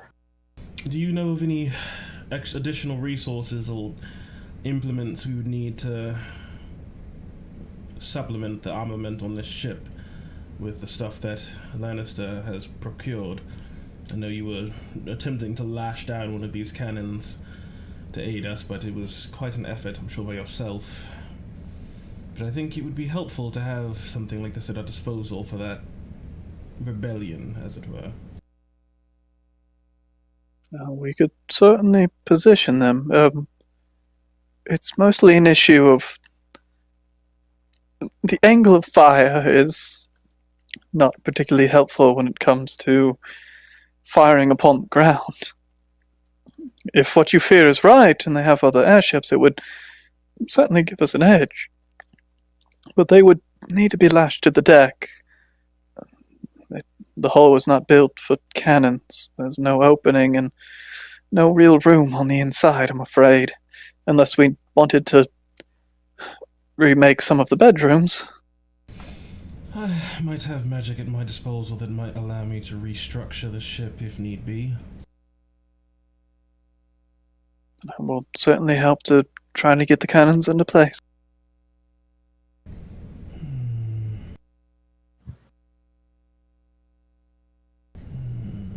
As I quickly read my wonderful spell. Okay, cool.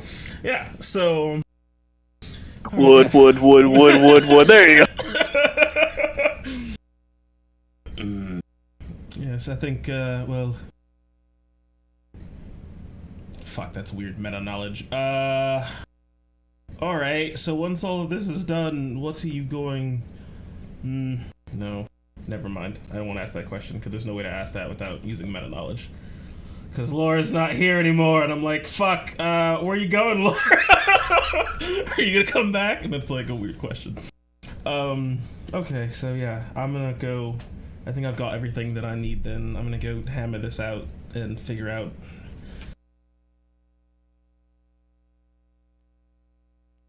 begins to make an exit unless something else important comes up.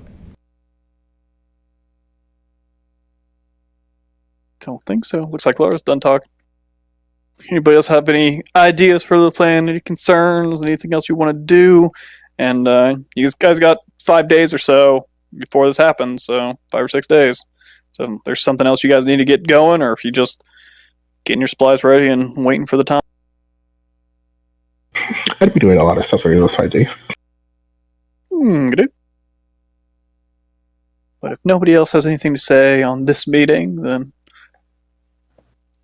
the meeting of the Outriders is adjourned for the upcoming battle, where the party, half of them, well, more than half, will turn upon the forces of Mishasa, showing their true colors, but not entirely in earnest, as they still have some plans up their sleeves after it all happens.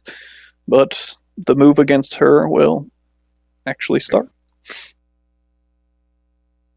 As you guys spread out upon the ship, and you can have conversations of whatever you need to do next. Ivar, as you start to return, Laura holds onto your shoulder. Ivar, like I mentioned before, I would like a moment of your time. My champion.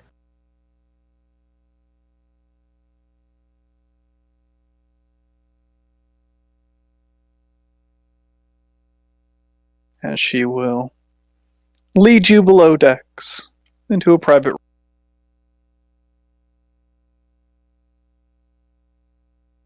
This plan of yours, Ivar, it is quite clever. Well done. I have, like I mentioned, done a bit on my own. And I did not want to tell the party, but there is something that I wish for you and I to do after all of this starts moving. When the battle is over, and we return to Mishasa's side, I would like us to spend some time. We will ingratiate ourselves with her, but I will continue to question her ever so slightly. I wish to make my intentions with you clear, that I want you to be my champion and no one else's. And when the time comes, when the fires of this rebellion of yours start to break out and her general is nowhere to be seen, I wish to be the final thread that allows you to take command. When that time comes, I will order you to kill Mishasa, and I will hold magic against you to do it. And when that happens, I ask for you to cut me down, and to prove to Mishasa that I am not yours, and you are not mine.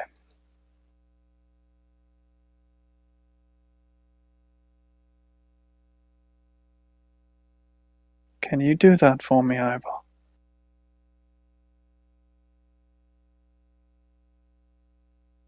Yes. I knew you would. I will support you up until the very last moment. I will draw Mikshas's eyes to me so that you can grow outside of her gaze, and so that she will trust you and come to hate me. And your blade will seal that deal with her. And I believe it will be a wonderful little trick overall. Thank you, Iva.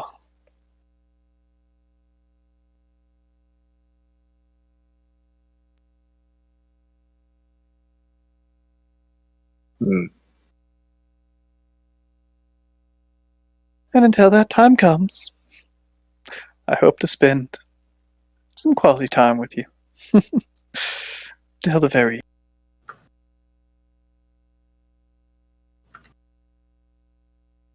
Of course. So next coming days, she will. Laura seems to be somewhat distant at times and somewhat clingy at times. By your side at good parts of the day, trying to just be by you. And at other times, she will disappear without a trace, just to reappear hours later, like nothing had ever happened.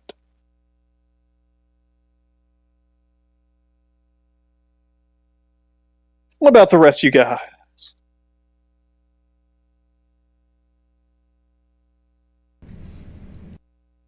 Hey, Ashman Ka, is there a cool place we can get some wood and some metal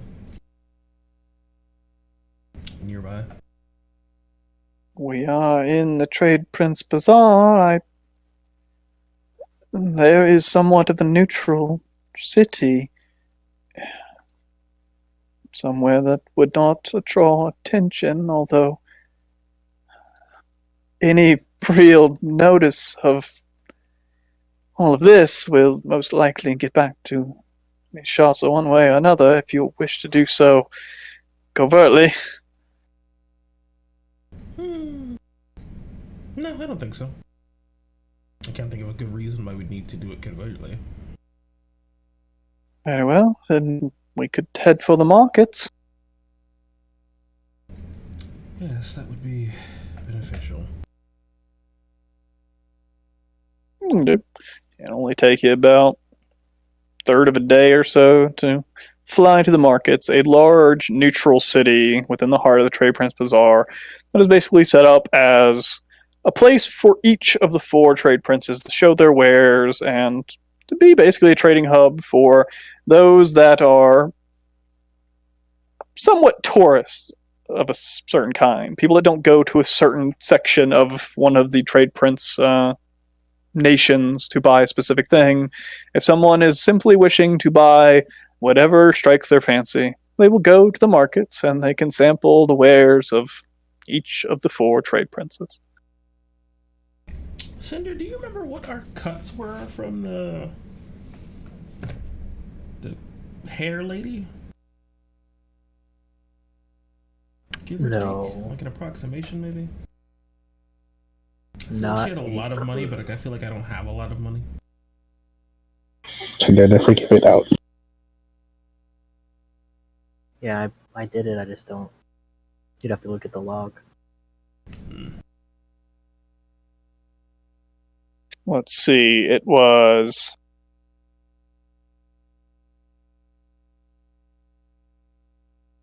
Everyone got. It was 11,000, 31,000, 39,000 divided amongst the six of you.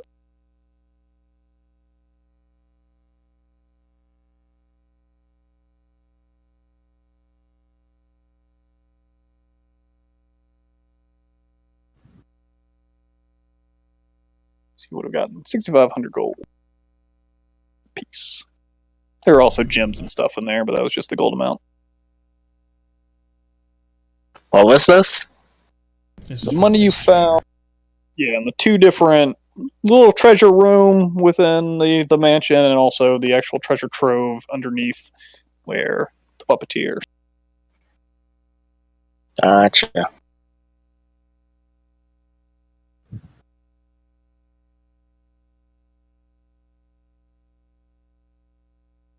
So you head off to the markets.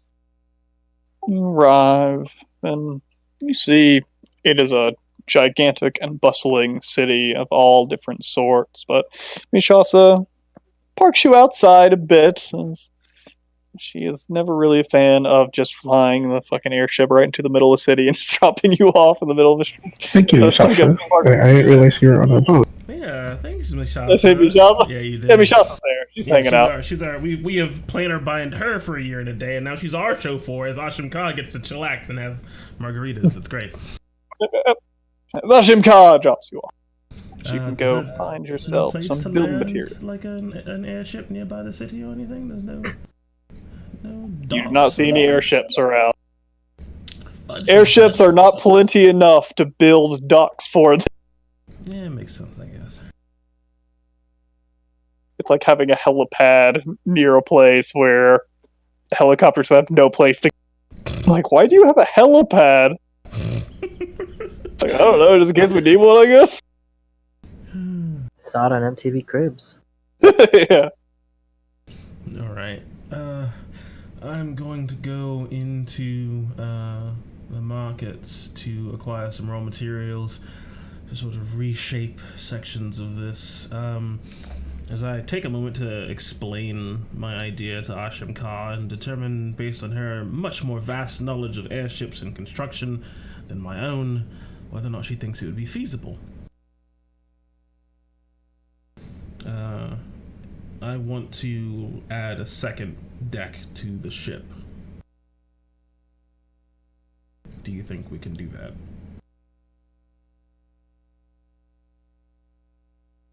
You could make all the.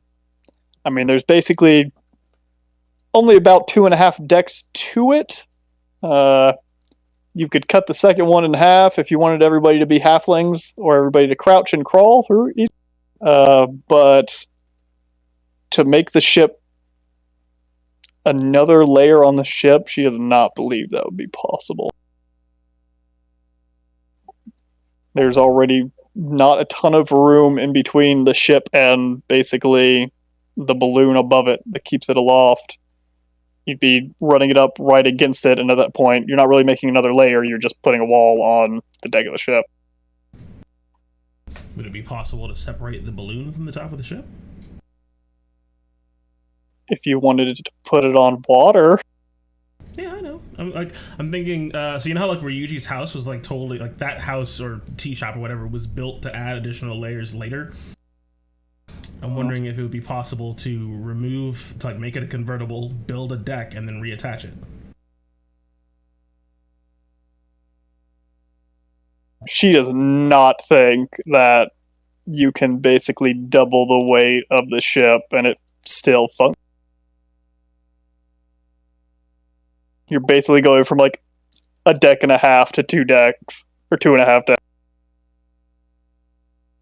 I put armor plating on my paper airplane.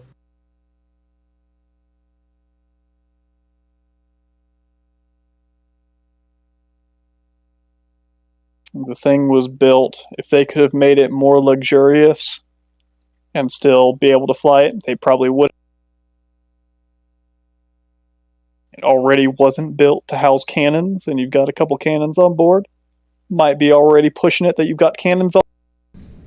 Yeah, can we get the catapults off and the ballistas off? That should Possible, cut a decent amount of weight, right? Still probably not to have an entire other deck, though. No, that's We're fine. also That's just fine. That's fine. reforming the entire structure of the ship at that point. I always forget that there is the contraption above it and that it's not open air. I always think it's like the fucking Magic the Gathering airship when it's not. No, that's fine. So then, what about just putting the cannons into the top deck then? Remove the catapults and the ballistas, cut that weight because we don't really need them. Or at least the catapults. That's like 4 to a side or 2 to a side, 4 total. I don't know how many cannons Sure. we got. 4 or 6? You got 2 cannons. Jesus. That's all Lannister bought. Because that's all the dude had available at the time. You sort of just bought them on the fly. Although you're going to the market, you could probably find some cannons if you want some more. I want to at least do 2 to a side. Jesus. Yeah, so take those off, and then... I'm trying to figure out a way to put them on a sort of swivel mechanism of sorts so they can go down a little bit. Not an absurd angle of fire, but just, hey, you can depress the guns like you can with real ones, like, I don't know, like 10 degrees or something. That gives you a decent field of fire without it being absurd. You're not literally shooting down at that point. So Yolder is going to ponder that structure while other people can do stuff then. So that's about what you're looking at? Yeah, what'd you do? Cannons. Where? On the ship. I'm That's on the map. Yep, I'm on the wrong map. There you go. Yeah, if she thinks that'll work out weight-wise, I mean, I'd totally put a third gun if it'll fit, but, you know, that's just me. You remove the catapults, we could possibly fit a third. I don't... Where would you put... There's some rigging there. We just replaced we removed the 3 front ballista and just put 2 guns there. And so what I'd want to construct using a bunch of casts of fabricate and raw materials, pulling off of my talent for working with metal, is essentially a sort of tries to absorb the blowback of the guns and allow you to sort of kind of aim them like you would like those stupid cannons at like amusement parks that shoot water. You know what I'm talking about? I mean, at that point you're just looking at a swivel. Yeah, just making really big silver guns. Can I fabricate the platforms for like something robust enough to hold those guns? It doesn't have to be, like I said, absurd where it goes, you know, all the way down or anything like that, but just something that allows them to be aimed without needing 12 guys to fucking heft the thing up and move it or something. So you're sort of looking at something like this. Yeah. Where it's like on a track. Yeah, track, and then it has a way reshape the wood that's underneath it, so it can, so it's sort of it's like a fishbowl, if you will, right? And so as you push the gun down, a bit of the wood from the back comes up, allowing you to depress it just a little bit, so you can point it down. Okay. Yeah, there's no real way you're gonna get a good angle down on it. Again, if you're up in the air, you're just not gonna be able to hit anything on the ground unless you're flush with the ground. Well, I'm thinking if your target is like 500 feet to your, I don't know, your fucking east, right? And you can depress all of 10 degrees. If you're far enough away, you can shoot that distance. You see what I'm saying? Does that make, like, not directly over it, not like within 100 feet of the target. You have to be a bit of a distance away, but you can shoot across that distance, right? Sure. It's basically just, you know, it'll be difficult. The range of the cannons, it's basically at that point you're trying to drop cannonballs on people, which is really difficult. But if it's a crowd of people like an army... Yeah, if it's like buildings. You just have to be, you know, 500 feet away, really close to the ground to fire to get close to them, or else you're just shooting way up. I guess you wouldn't have to be that close to the ground, but yeah, just to let you know though, you know, they'll still drop, right? Because you have a built-in parabola just from the fact that you have gravity. So if you do the math right, it'll just drop into the target anyway. Yeah, but you guys don't have the math for that stuff. You don't need the math. You just keep the ship really level. No. You just put the ship really level. You shoot one practice one, and you measure how far it went. Yeah, that's what I mean. It'll be a fucking shoot and test and error sort of situation. Like, oh, we shot way too. Yeah, I'm just thinking, like, if we're fighting on the ground or something, you know, I got this thing. What is she doing? She's just sitting around waiting for us to go do shit. She can fucking practice for a while and learn how to shoot cannons. She ain't doing nothing else. She can't use her spells or nothing. I say we just strap the whole thing with dynamite, and when time comes, crash that baby. Suicide. Just be aware, though, technology is not amazing. You're looking at just primitive fucking ship cannons, so whatever a ship can do to shoot, that's what they do. In most cases, it's just they can shoot ahead. Wherever they're pointing, that's where they shoot. Trying to shoot at stuff below you or above you, it's going to be a difficult. Just be aware. Yeah, you can do that if you're buying 3-4 cannons. I don't remember how much I said the cannons were worth last time around. The premium of working in the markets, they're going to cost you $2,000 a piece. And then give or take how much you think I need in materials for the swivel platform, so that way if we are contesting against other airships, they would be more accurate. Sure. Not a ton, probably an extra 100 gold of supplies to get all the steel and iron and wood to put everything together, since you're doing all the labor yourself, which shouldn't be too bad, but mostly the cost of just the craftsmanship. So you're looking at 8,100 gold. $100 in raw materials for the total? Yeah. Not each? Nah. Okay, has 8,100. God damn it, Tespin. You're kind of not wrong. You're kind of not wrong. I'm gonna take that as an in-character suggestion. How much would that cost? Do some good old-fashioned Star Wars fucking, oh hey, we're in space doing fucking flyover bombings. Let's see, a keg of gunpowder.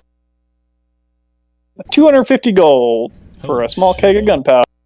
How much for a large keg of gunpowder, like bunker busters? How much to fill the ship with gunpowder? Stop trying to blow up the ship, Tinder. Stop it. You bully. I mean, they basically just sell them in, like, basically like mini kegs of gunpowder, like that big. Okay. So, because that's the only thing I have stats for. And when they blow up, they do decent amount of damage. Give or take, how much would you say, blacksmith or powdersmith? Like an average of like, what's the math for that? 10 whatever, it's 76 damage. 76? That's not bad. That's like one less than a fireball. Yeah. 250 piece apiece. Hey, Asham Ka, what do you think in terms of adding a bomb bay underneath the ship? Is that possible? A bomb bay? Why not just push it over the side? There's a big difference between being able to pull a lever and open up a whole thing and pushing them over the side. The big difference is you get to build something. I do want to build something. I really do want to build. Desmond, are you busy? Can you help me with something? Sure. What's up? Alright, so I was really pushing the limits of what I learned from you and Asham Ka, plus my own knowledge of smithing, to build that whole contraption on the side of the ship that lets us get up and down pretty quickly. That is about the limits of what I can manage mechanically, but I'm under the consideration thanks to a... what's the word? A sort of sarcastic, hopefully, statement by Cinder that perhaps...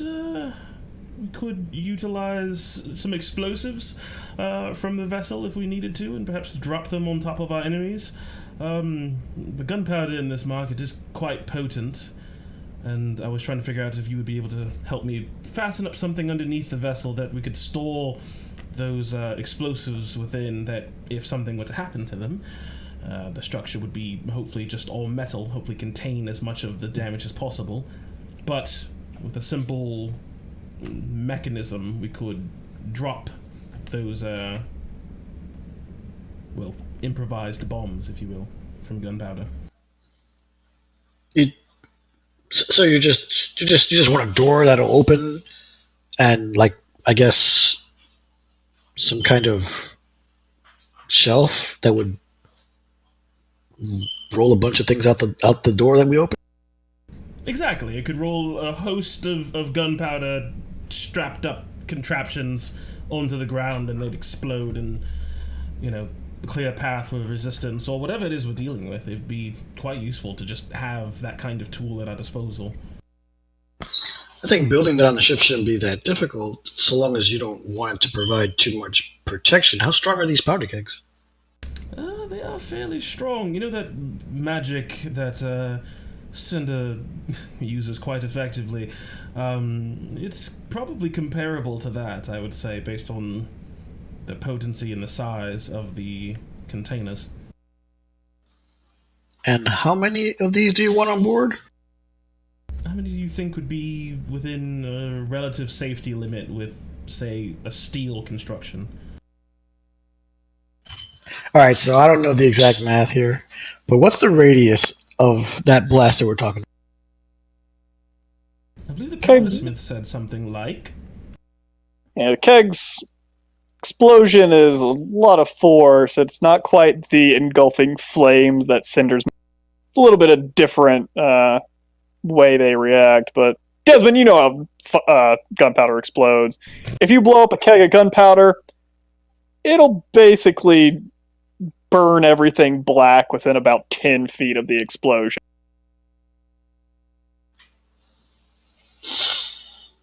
I mean, we can construct it with as much metal as possible to contain the blast. We do have to be wary of weight limits. Yeah. You know a small keg weighs about 20 pounds. I guess, yeah, well, that shouldn't be too hard. We'll get as much reinforcement on the door as possible so that the weight of all the kegs won't just open it on its own. And we'll build a lure somewhere.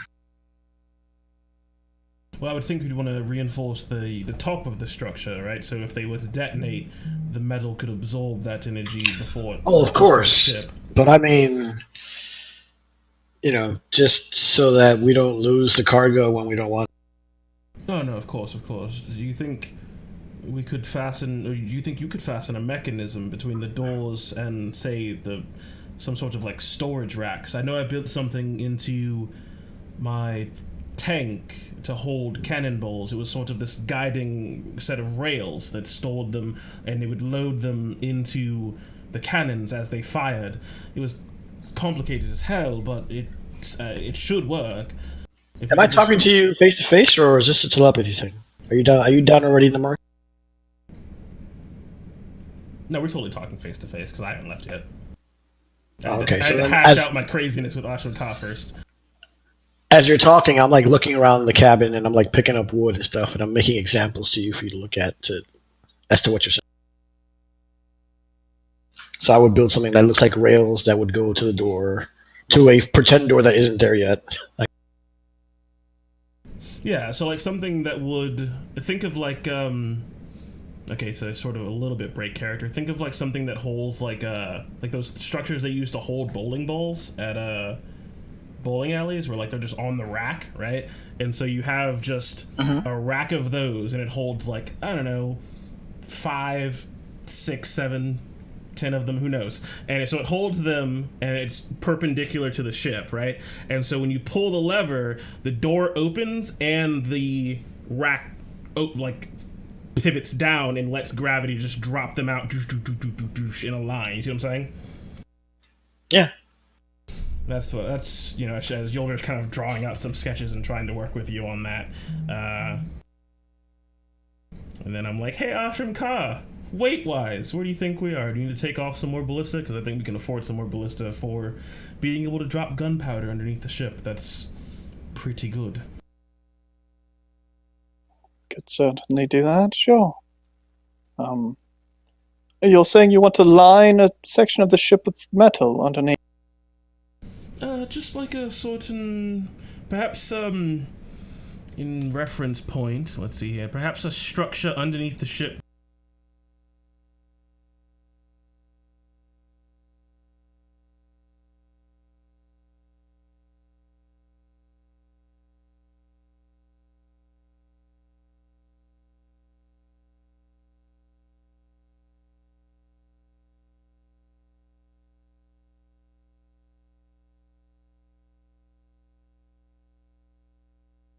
and the doors just kind of swing open, and the railing falls out, letting them fall where we want them, more or less. I suppose. I'm not exactly sure what the weight of that would be. That's a lot of metal, but if you remove the blister on top, then possibly. As long as... How much did you say a keg weighed of this gunpowder?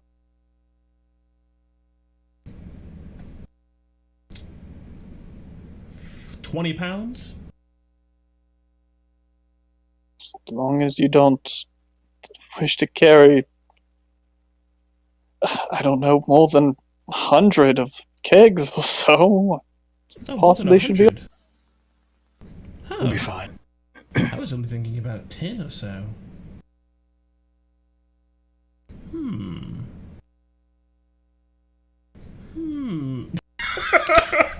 With only 10, there weren't no danger of dying in the air. That's not exciting. With only 10. The first time anything hits the ship. Fireworks. It's not like we're gonna go fight a fire-breathing dragon or anything. If you just want to hold something 200 pounds, that's not a problem. We walk by the kitchen, there's a keg sitting next to Cinder cooking. Cinder's just cooking, open fire everywhere, he's surrounded by dynamite. Oh. Okay, so how much... So if the limit is about, what, 2,000 pounds, then... You did not have the metal structure or anything like that. We could certainly carry more. If you made a large area of the ship comprised of steel instead of wood, and thick enough to actually protect you against explosions, it may be a bit heavy. Not saying you can't do it, just... Well, I wouldn't invite a lot of guests over afterwards. No, I understand. Just kind of doing the math and thinking about just using sort of generic steel, doing measurements based on the information that Desmond's giving me. What do I think the structure itself would weigh? To hold, just say 10 of them. So that's 200 pounds of weight and plus reinforcement for accidental catastrophic detonation. Just to carry 10 kegs, it'd be like 100 pounds of steel to make a box that could hold 10 kegs. To get the mechanism to actually like release them and everything, a little door, maybe like 300 pounds. But, the room to hold 10 kegs would be like this big. Like, again, a keg's just a mini keg. It's like that big, so A really small 10 of them don't take up that much room. All right, so That's why I said, like, if you're making a fucking bombing bay that's like this fucking big, then it'd probably weigh a lot, and you could probably hold like 200 fucking kegs. We're getting rid of all the ballistas, and that's what. But then you're just one gigantic floating bomb. It's one lever and it opens 6 bays. What I want to do is just make 3 bays.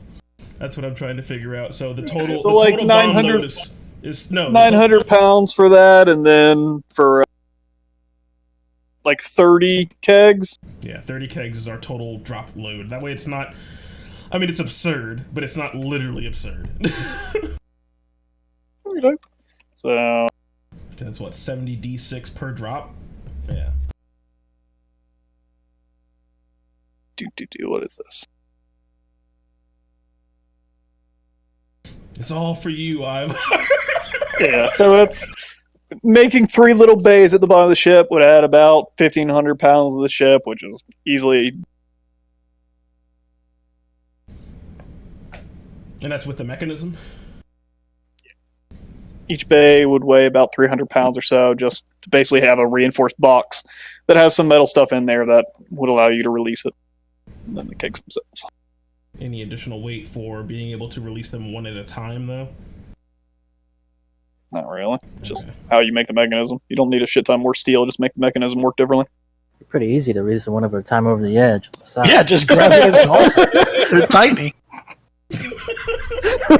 Who's doing that? We're on the ground. What part of this? It's gonna pay off when I'm like, hey, Ashim Khan, can you come carpet bomb this wave of reinforcements? And it's spectacular, all right? What's the range on It's like the one board gets hit with like 17 bucks. Unseen Servant? More importantly, what's the duration on Unseen Servant? Because if we could. Unseen Servant has a 30-foot leash range. If you go outside of it, the spell stops. Yeah, what you need to do is enchant the boat using like something like Toman's magic with like Magnificent Mansion and give the boat Unseen Servants of its own, so then they're always on the boat, and then they can do it, and then that would be amazing. But I haven't gotten to that level of planning yet. Trust me, it's coming. But not right now, because I want other people to be able to do stuff. All right. So I'm looking at 8100 for the cannons. Can I hawk the ballistas? Sure. All that. I'll take bargain prices. I'll take 50%. Just to move them quickly. Like, hey, you want ballistas? Good ballistas. And barely ever been used. I'll say Gently used. You can get like 100 gold per. Alright, so let's see here. I'm gonna throw a big old golden Yolder X on the ones we're cutting.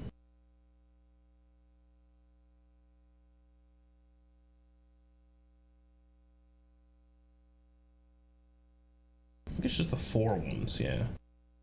If we can get away with getting rid of those 4, selling them each, and keeping... we'll cut that one too. So, getting rid of those 5, and then adding the 4 extra cannons and keeping the back 5, if that'll work, then that'll be perfect. Doke. So the cannons were 2,000 apiece. Oh, you already had the 40 or 81 for all the cannons. Yeah, for the bays and the bomb. If anyone wants them, donate them to Salvation Army. It's kind of funny if you look at the picture, like underneath one, what it's supposed to look like. That's actually indoors, so the catapults don't make any sense. Yeah, they just sort of like launch out the side. It's fine. They launch shallow. Oh, what was I doing? What did Blore ever do with all those bombs?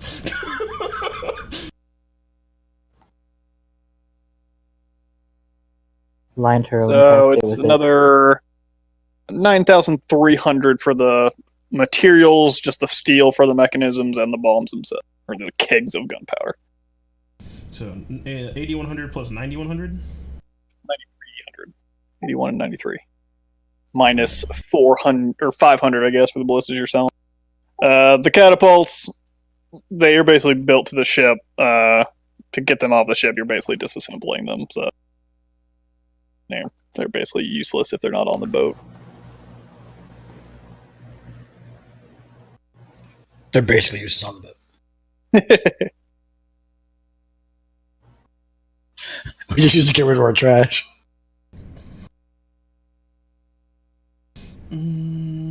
If I disassemble them, would they count as raw materials, maybe cutting into the cost of the wood and metal that I need? If I could repurpose them with my magic? Basically all the cost of materials is in the metal. The wood is, what, and there's not a ton of metal on the things. Not enough to actually be used for real building materials. Well, I need wood for the swivel parts. That's the cost of what you're doing. 17, I'm not haggling 14, pennies, you motherfucker, at level 19. I got you. 17.4. That's not too bad. Can I take out a loan?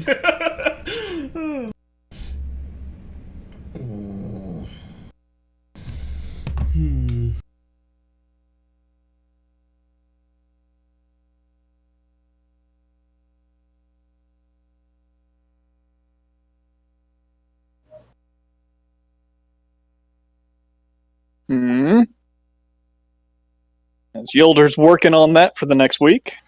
I'll help with whatever money you need, by the way. You sure about that?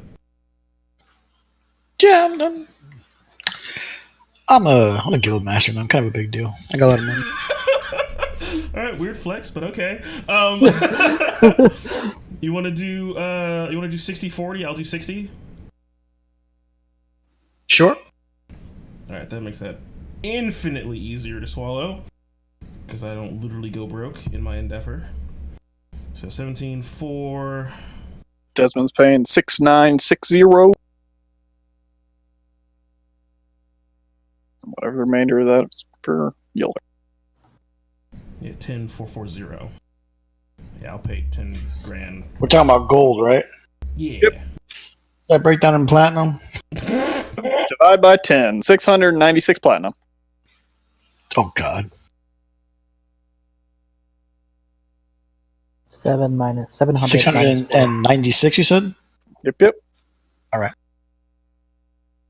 As Desmond and Yolder in the next couple of days, it's going to take you a lot of time to mostly haggling, mostly going down, finding vendors, buying cannons, buying raw materials, buying resources to put this shit together, getting enough steel and tools and things to get the bays working, and then actually working and putting them together, because they're complicated mechanisms and stuff that fabricate certainly helps for just like, I need to turn this pile of metal into like a metal sheet and like just make a box.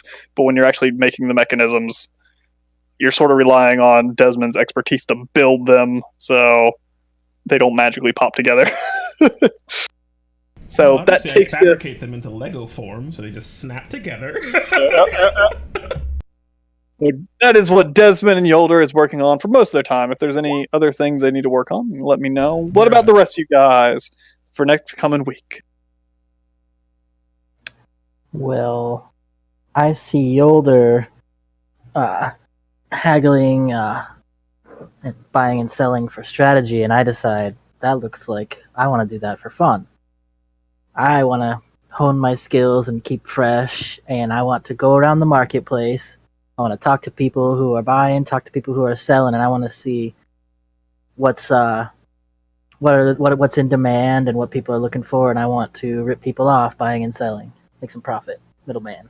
All right, you're just fucking day trading. Yeah, if I find out that somebody's coming in with some apples tomorrow, some crates of apples, this guy wants here to buy apples, yeah, I'll sell them to him ahead of time because I know those apples are coming in. And all right, are you gonna do that basically for the whole week or just like a couple days? as long as it seems to be working, I'll do it the whole week. All right. Give me basically 6 persuasion. Oh, right. We'll go until you get a bad day, I guess.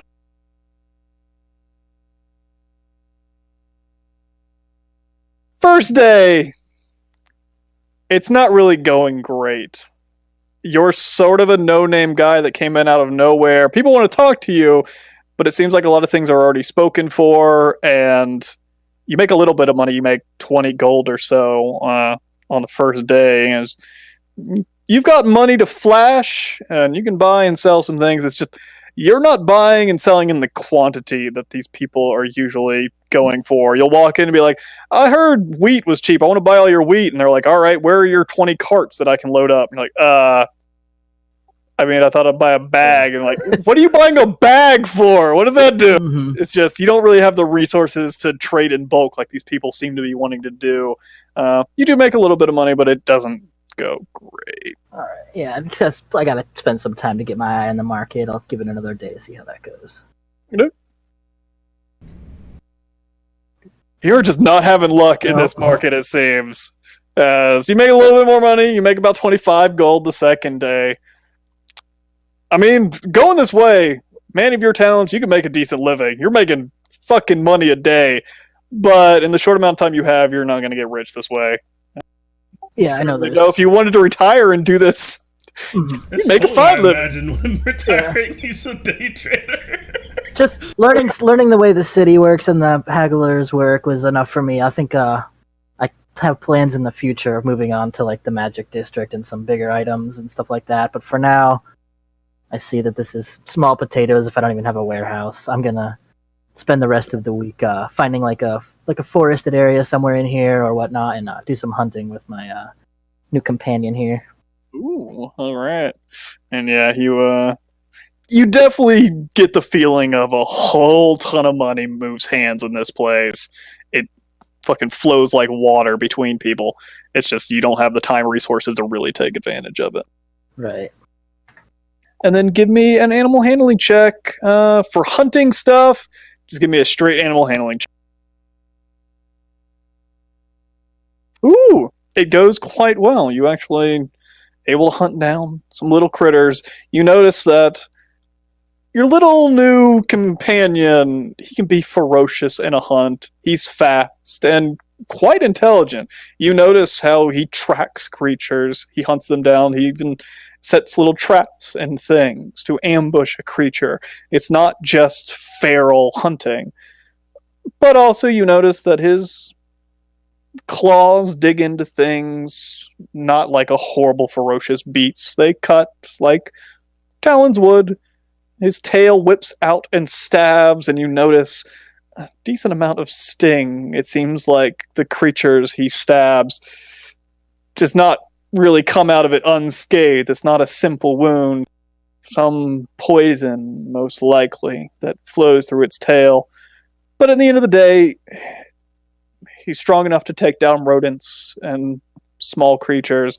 But in real combat, you don't think he'd be a ton of use. An average man, a peasant you find in the street, a sting of that tail might be fatal. But, somebody like your stature, somebody's used to combat, he could probably get swatted away like a fly. From the images that he sent me and from the hunting we've done, getting a picture of his abilities, I don't know how it would come across, but I'm wondering, do I get an idea of his magic resistance and my chaining off of it if he's near me?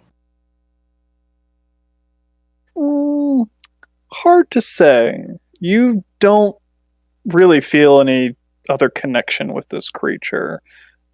Besides the flashing of the images in your mind, the way of how he communicates, you don't really feel like any other magical connection to you. If people that have summoned familiars and things, you've probably heard of magic of such sort when you're in town.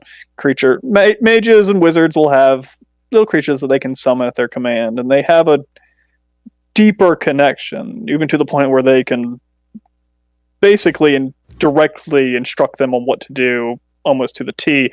Some people even saying to take complete control over a creature, to see through their own eyes. You don't seem to get any of those abilities. This thing, if it's possible, might have to work on it a little bit more to get that weird magical connection that other wizards are able to do. Or it just might be that you didn't summon this thing personally, so it's just almost a wild creature that seems to be sticking around you. You're not quite sure. All right. Alrighty. Cinder's training out in the woods, trying to get some money. Desmond's working. Yolder's working. What are the rest of you guys doing? How about Tom?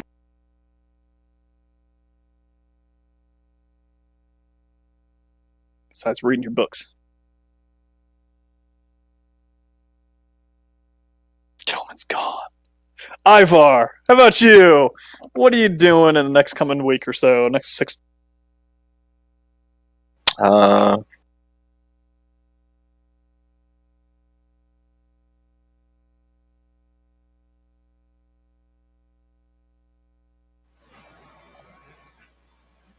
don't know, man. Don't have anything to do. You're just hanging out, preparing for the battle to come. Basically. Spending quality time with your Trixie honey.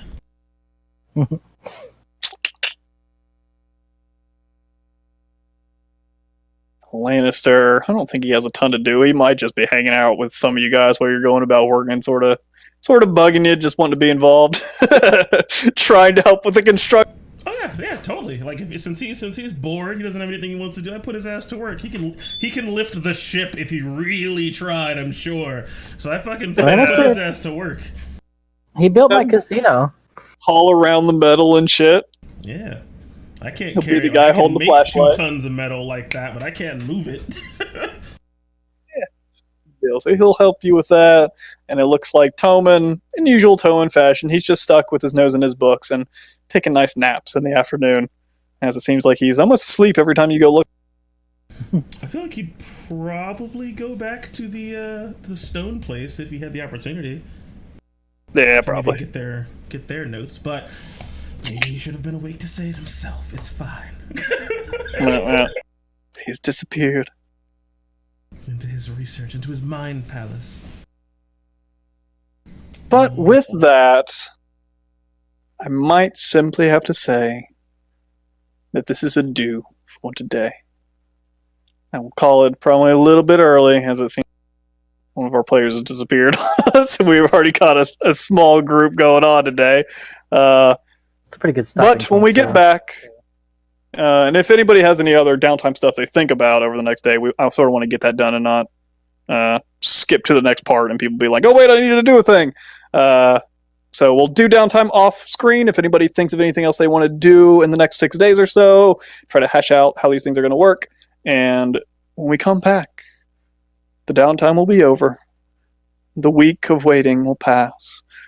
And the day of the battle will soon approach us. So, with that, today's session comes to a close. A lot of planning, a lot of getting things sorted out, but the necessities to try to formulate a plan. Thank everybody for watching. I hope it was interesting. The different type of gameplay for the last couple sessions, the sort of intrigue that's not quite shown a lot in the Expanse so far. Something a little bit more than just running in and killing dudes. I was trying a little bit something different. But we'll get back to killing and slaughtering people soon enough. And I hope you guys find it interesting. Yes, indeed. As that is it for the Expanse today. But like our wonderful DM said, we will be back this upcoming Sunday. On the 13th of January, where if there's any more downtime, anything that needs to be, shared with the audience, we'll let you know at the very beginning. Just give you a quick rundown of what people decided they wanted to fill their time with, so you know what they did, and then we'll get right into the nitty-gritty of it as we see all of our efforts come to fruition, and we begin our spicy betrayal against one Ivar, and see if his actually pretty well thought out plan works out. We'll see what happens. I want to thank you all so much for watching, for being a part of Lionhead Gaming and enjoying our game tonight. I want to thank a few people here for following. Thank you, 1 year's 1,000 years, 1,000 more. Thank you so much for following. I appreciate your support. Thank you also for retweeting the stream on Twitter. And thank you, Biamoto, for resubscribing now for 6 months. Can we get to partner already? I certainly hope that we can. We are definitely trying. That is our goal for the year, is to make it to Twitch partners. So with your support and sharing on social media and talking about it with your friends, it would be greatly appreciated if you could send them on down if they want to watch our goofy fun group play our goofy fun characters and have a good old time together. As always, thank you all so much for watching, and yeah, until next time, may your dice roll 20s and you always make your saves. Later. Later.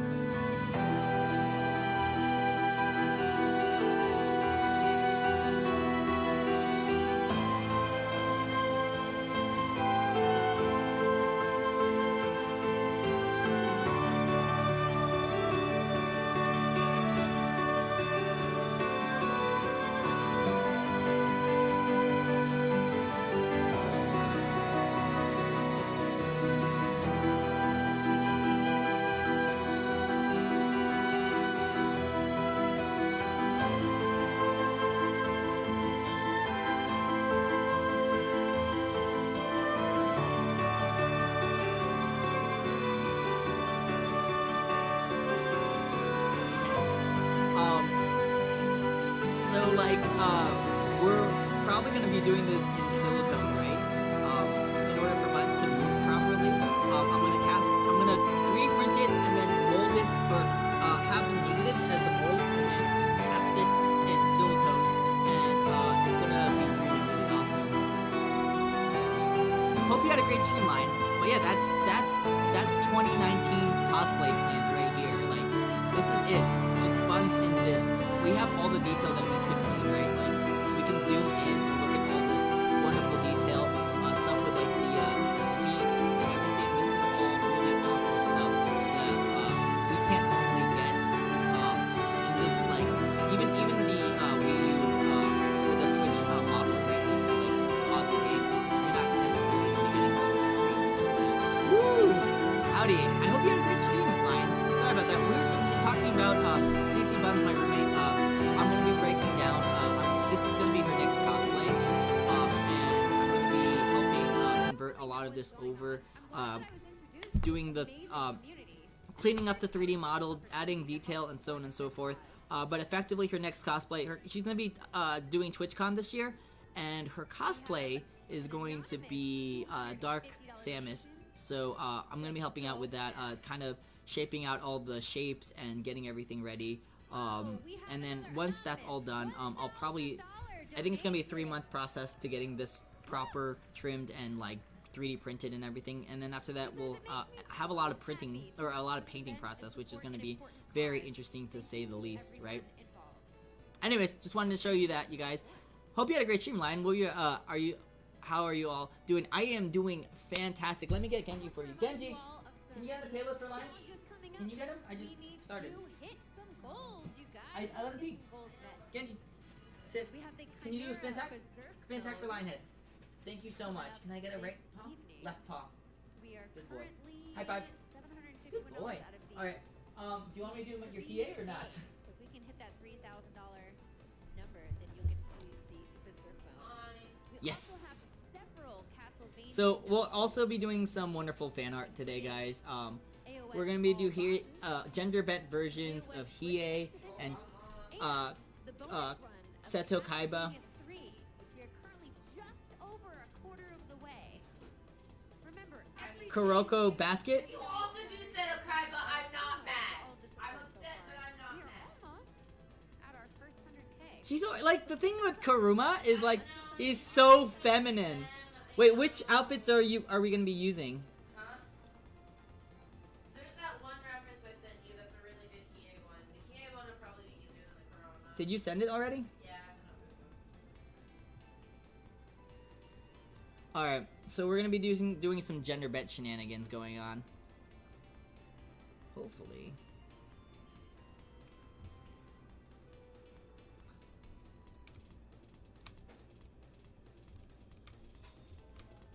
Try this off real quick.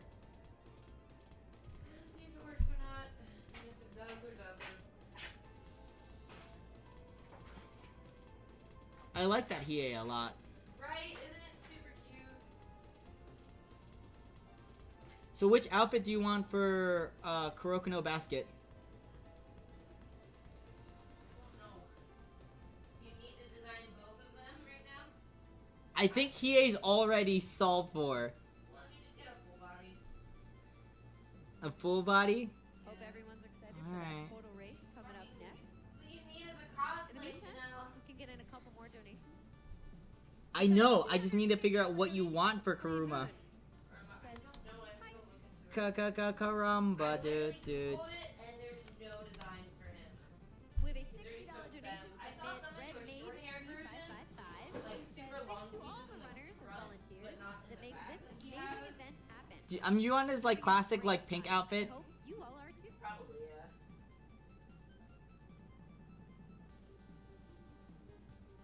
There's an OVA too. $25 donation from An Titan, OVA version. who's What would you said, guys want in terms of Hiei? longtime watcher and I'm doing all right. I'm missing some of my favorite streamers, of course. Oh, that's like the worst part, and kind of also an insane part is that there's so many great streamers on Twitch, and I fall like on the same like guilty of like just missing out on like a ton of incredible streamers. We have a $25 $25 donation from Pete's Winning. I think we just put boobs on him and call it a... Mission from Long I think, and we also allow you to have a little bit of freedom. Like, honestly, there's not much. That outfit is pretty unisex. Incredible, and gamers coming together to do such good is awesome. As long as GQ is happening, I'll be watching and donating when I can. Hype? So like it depends on which one you're gonna do. Are you gonna do his red version or are you gonna do his like one with the white? That kind of everyone knows him for. I thought everyone knows him for his red. That's like season 1. Guys, what would you want Kuruma to be? We also have a $600 donation from.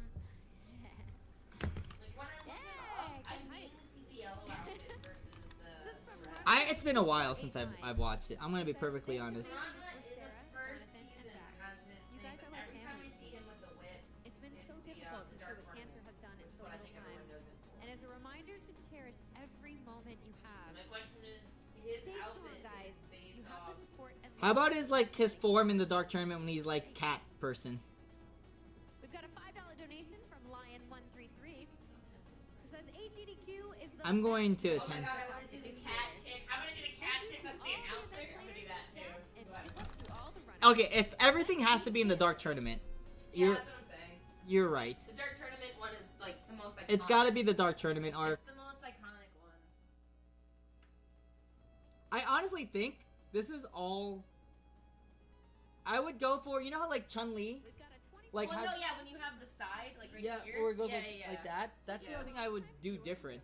Do I have to draw that? It's pretty obvious. boy. Yes, because I'm dumb and I need to see it.